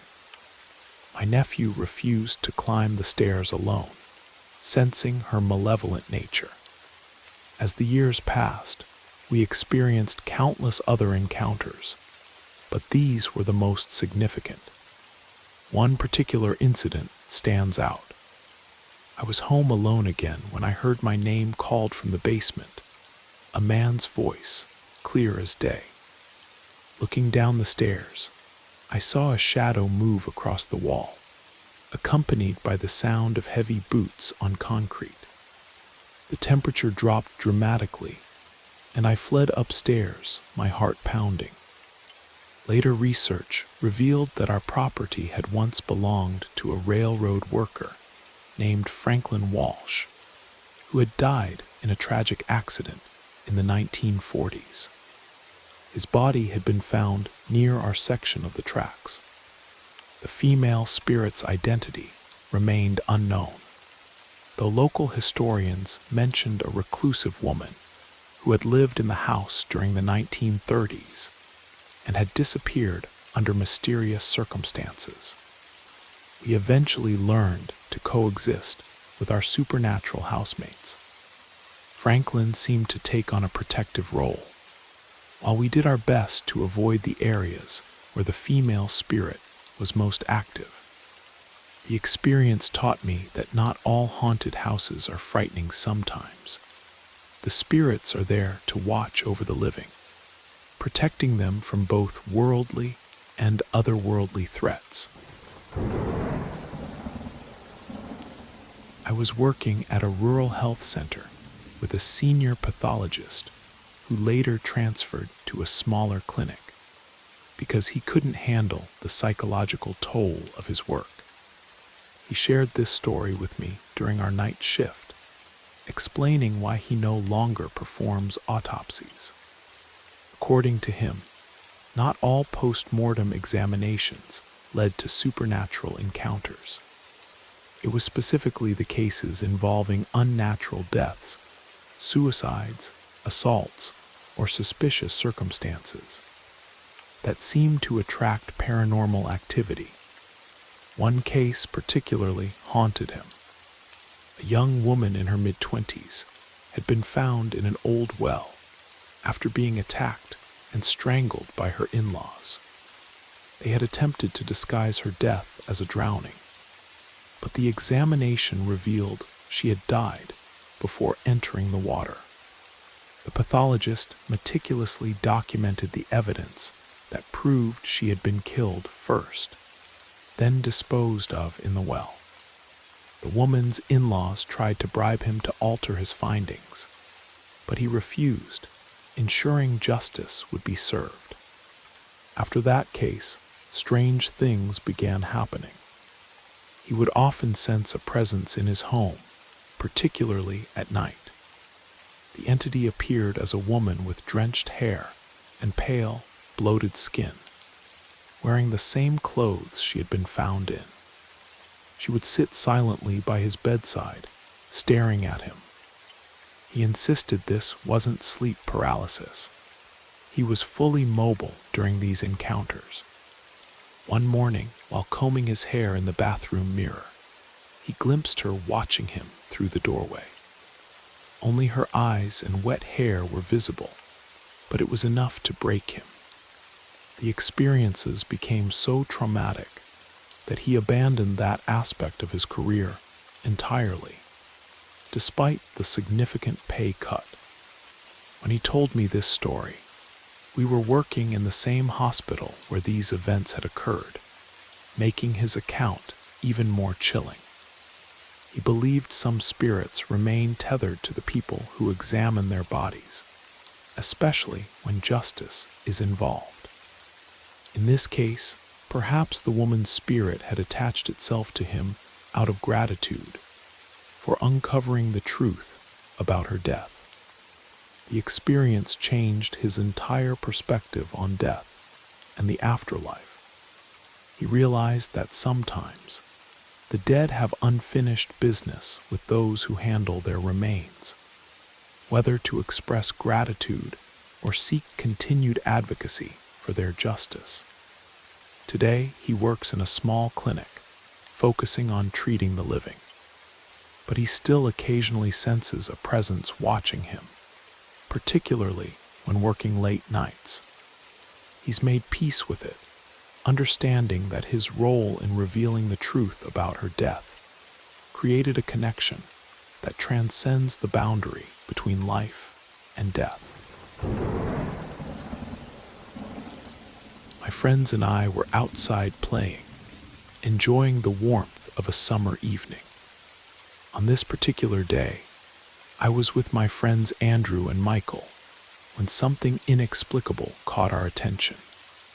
An antique vehicle, a pristine 1920s touring car, completely restored to showroom condition, drove past us on the street where we were walking. We stood frozen in confusion because the car's appearance made no logical sense. The only road into our neighborhood was through the main entrance, and we definitely hadn't seen this distinctive vehicle pass through there. The area had a single access point. The way you entered was the only way out. Inside the car sat two figures that seemed to belong to another era. The driver, dressed in period-appropriate clothing from the 1920s, had an otherworldly appearance. His skin and clothing were an unusual, luminescent white, almost like freshly fallen snow. But it was his passenger who truly captured our attention. The woman in the passenger seat, also dressed in clothing from the same era, and sharing that strange white appearance, actively acknowledged our presence. She turned to look at us and waved, her gesture feeling both welcoming and somehow sorrowful. The entire scene had an aura that defied description. These people didn't seem threatening at all, quite the opposite. They radiated a sense of warmth and benevolence that was almost hypnotic. Though the encounter lasted only a few seconds, it felt like time had slowed down to let us absorb every detail. Then, as suddenly as it appeared, the car vanished. It didn't fade away or drive out of sight. It simply ceased to exist right before our eyes. I couldn't explain what we'd witnessed, and it wasn't until recently that I shared the experience with my mother. Unlike me, my mother believes strongly in the supernatural, and she shared something remarkable. Around the same time as our sighting, she had experienced a vivid dream about her mother, who had passed away 1 month before I was born. In the dream, her mother had said she needed to leave because she had to catch her ride. While it might seem far-fetched to connect these events, the timing was striking.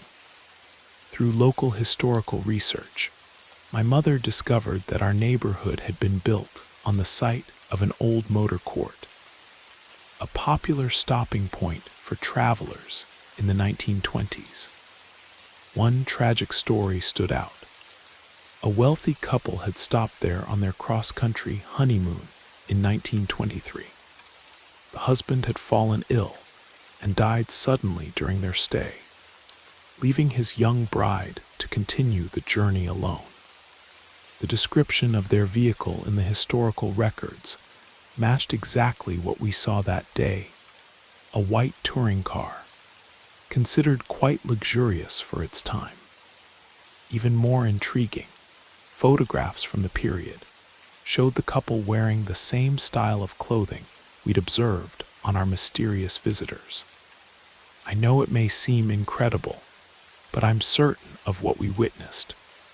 The car was too pristine, too perfect to be a modern reproduction. The passenger's ethereal appearance and the car's impossible arrival and disappearance suggest something beyond ordinary explanation.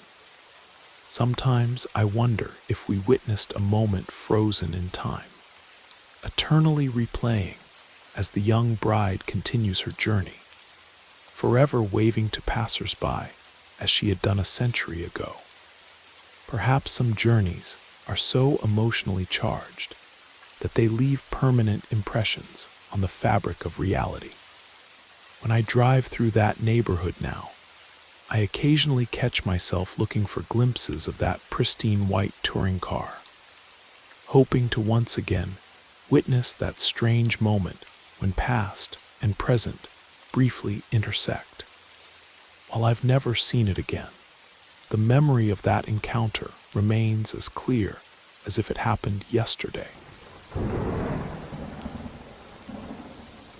I'm a 16-year-old skater who often practices at the local skate park near my home in Phoenix. Usually, I have to deal with some sketchy characters because I live in a rough part of town. But what happened this night was different. It was around 9 or 10 at night, and I was skating alone when another guy around my age showed up. We'd never met before, but we had a good session, sharing the park and exchanging tricks for about an hour. Then a man approached us, walking with a small child. The first red flag was that the child had no shoes, wearing only pants and a t-shirt despite the cold desert night. Even more unsettling was the outline of what appeared to be a handgun visible under the man's jacket. The man, who looked to be in his 60s and had distinctive tattoos, first approached my new skating friend. He started making conversation, offering his services as a barber. After getting a lukewarm response, he turned to me with the same pitch. Then things got stranger. He asked if his son could try my skateboard. Something felt off, but I reluctantly agreed. The child seemed hesitant, so the man physically lifted him onto the board. While the child stood there uncertainly, the man again mentioned he was a barber, but this time referred to the child as his nephew. After my skating partner left, the man asked me to demonstrate a trick. While I performed it, he forcibly held the child's head in place, making him watch. Then he repeated his barber pitch again, this time calling the child his son once more. When I questioned the relationship change, he brushed it off, saying he gets confused sometimes. Feeling increasingly uneasy, I said I needed to leave. He responded that they were leaving too, as his dad was coming to pick them up. I headed toward McDonald's for a late dinner, only to see his car pull into the same parking lot. He approached me again, claiming it was a coincidence he was hungry too. At this point, I left immediately, but not before he repeated his pitch one final time and asked for my phone number. The whole encounter felt deeply wrong. A man wandering at night with a seemingly unwilling child changing stories about their relationship and following me to a second location. I've wondered since then if I witnessed something more sinister than just strange behavior. The child's bare feet, the man's confusion about their relationship, the gun, and his persistent following make me question if I should have contacted authorities. The incident serves as a reminder that sometimes the most frightening encounters involve human behavior rather than supernatural phenomena. When I was 18, I underwent major chest surgery following a serious accident during my military service. What happened while I was under anesthesia remains the most profound experience of my life. I became aware of my surroundings, but not in any ordinary sense. I found myself suspended in absolute darkness, hearing distant voices discussing my condition and praying for my recovery. As these voices grew fainter, the darkness began to dissipate, replaced by an approaching light unlike anything in our world, not sunlight, not artificial illumination, but something both brilliant and gentle.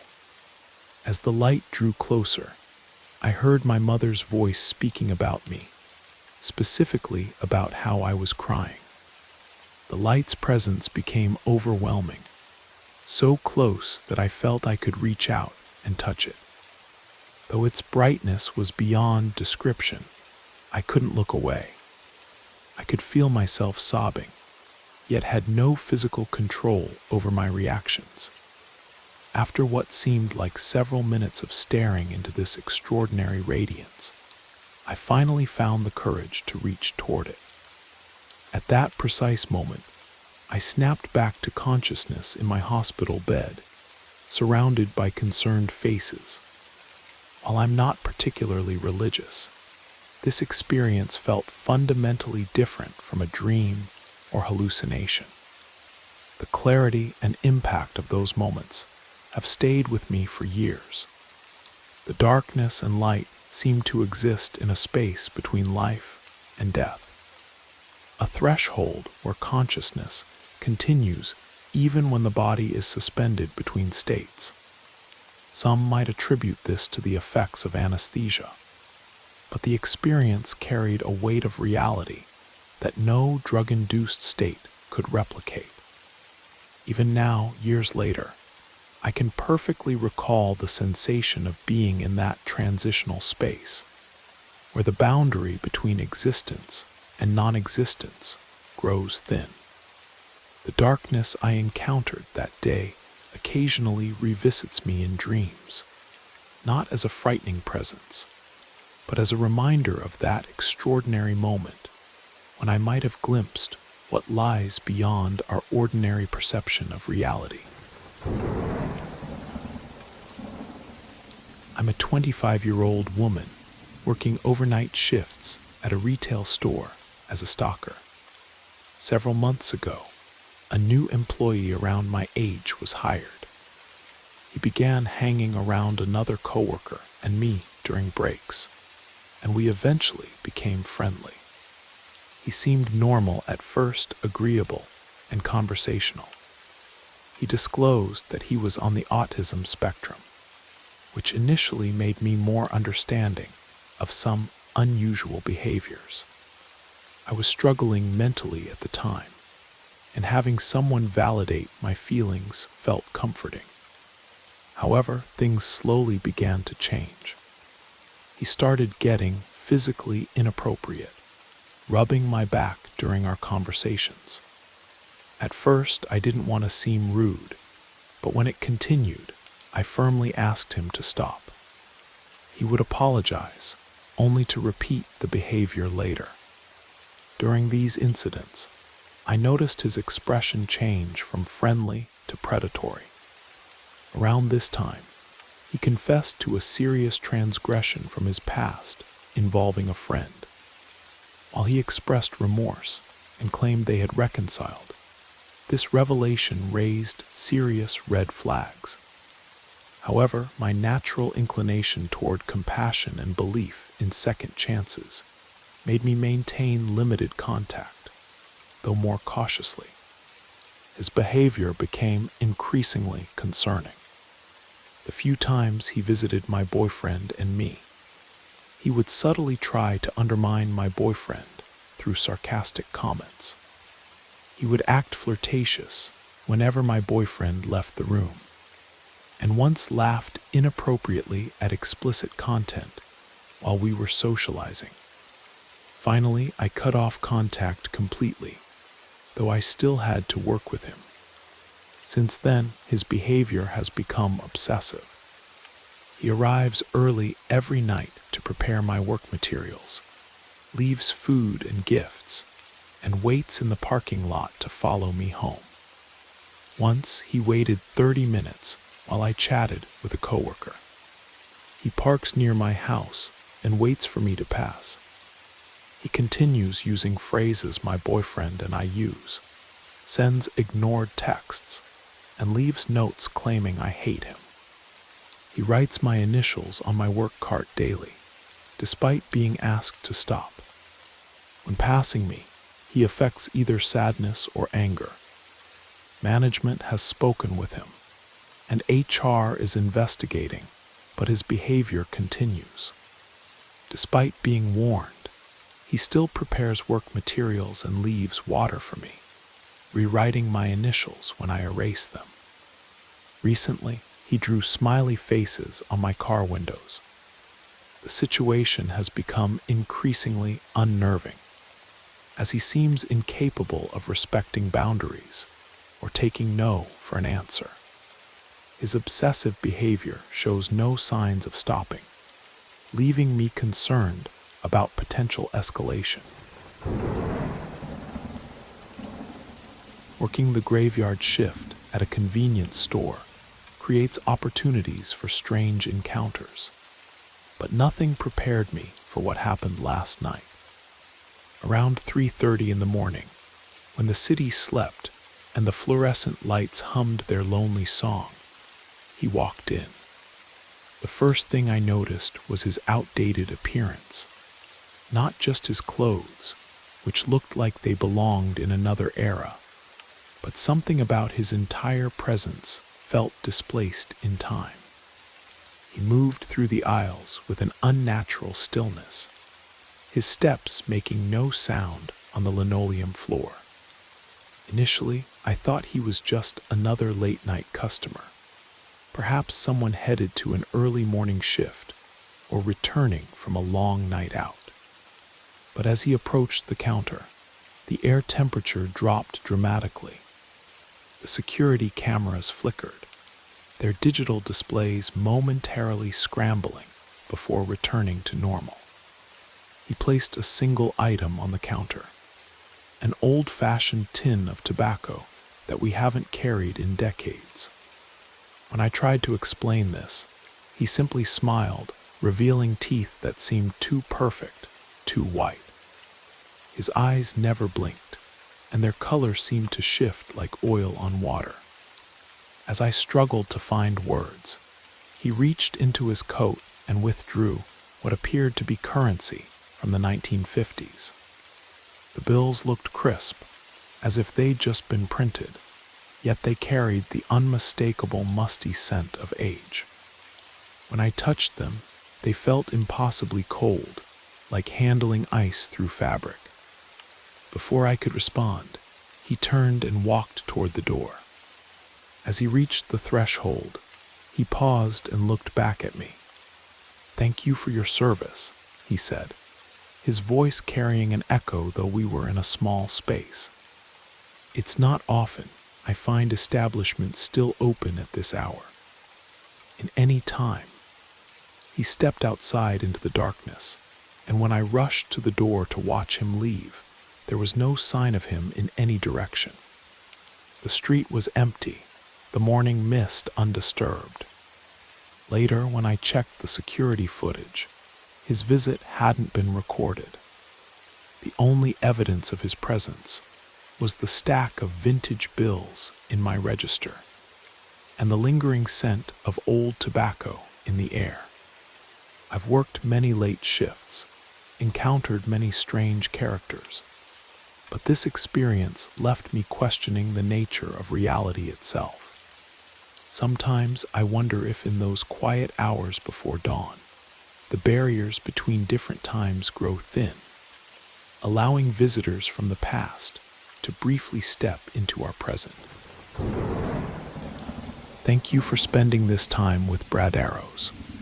We hope the stories whispered through the rain carried you far into your imagination or your dreams. If you're still awake, let us know how you liked the journey. Until next time, stay safe, sleep well, and let the darkness comfort you.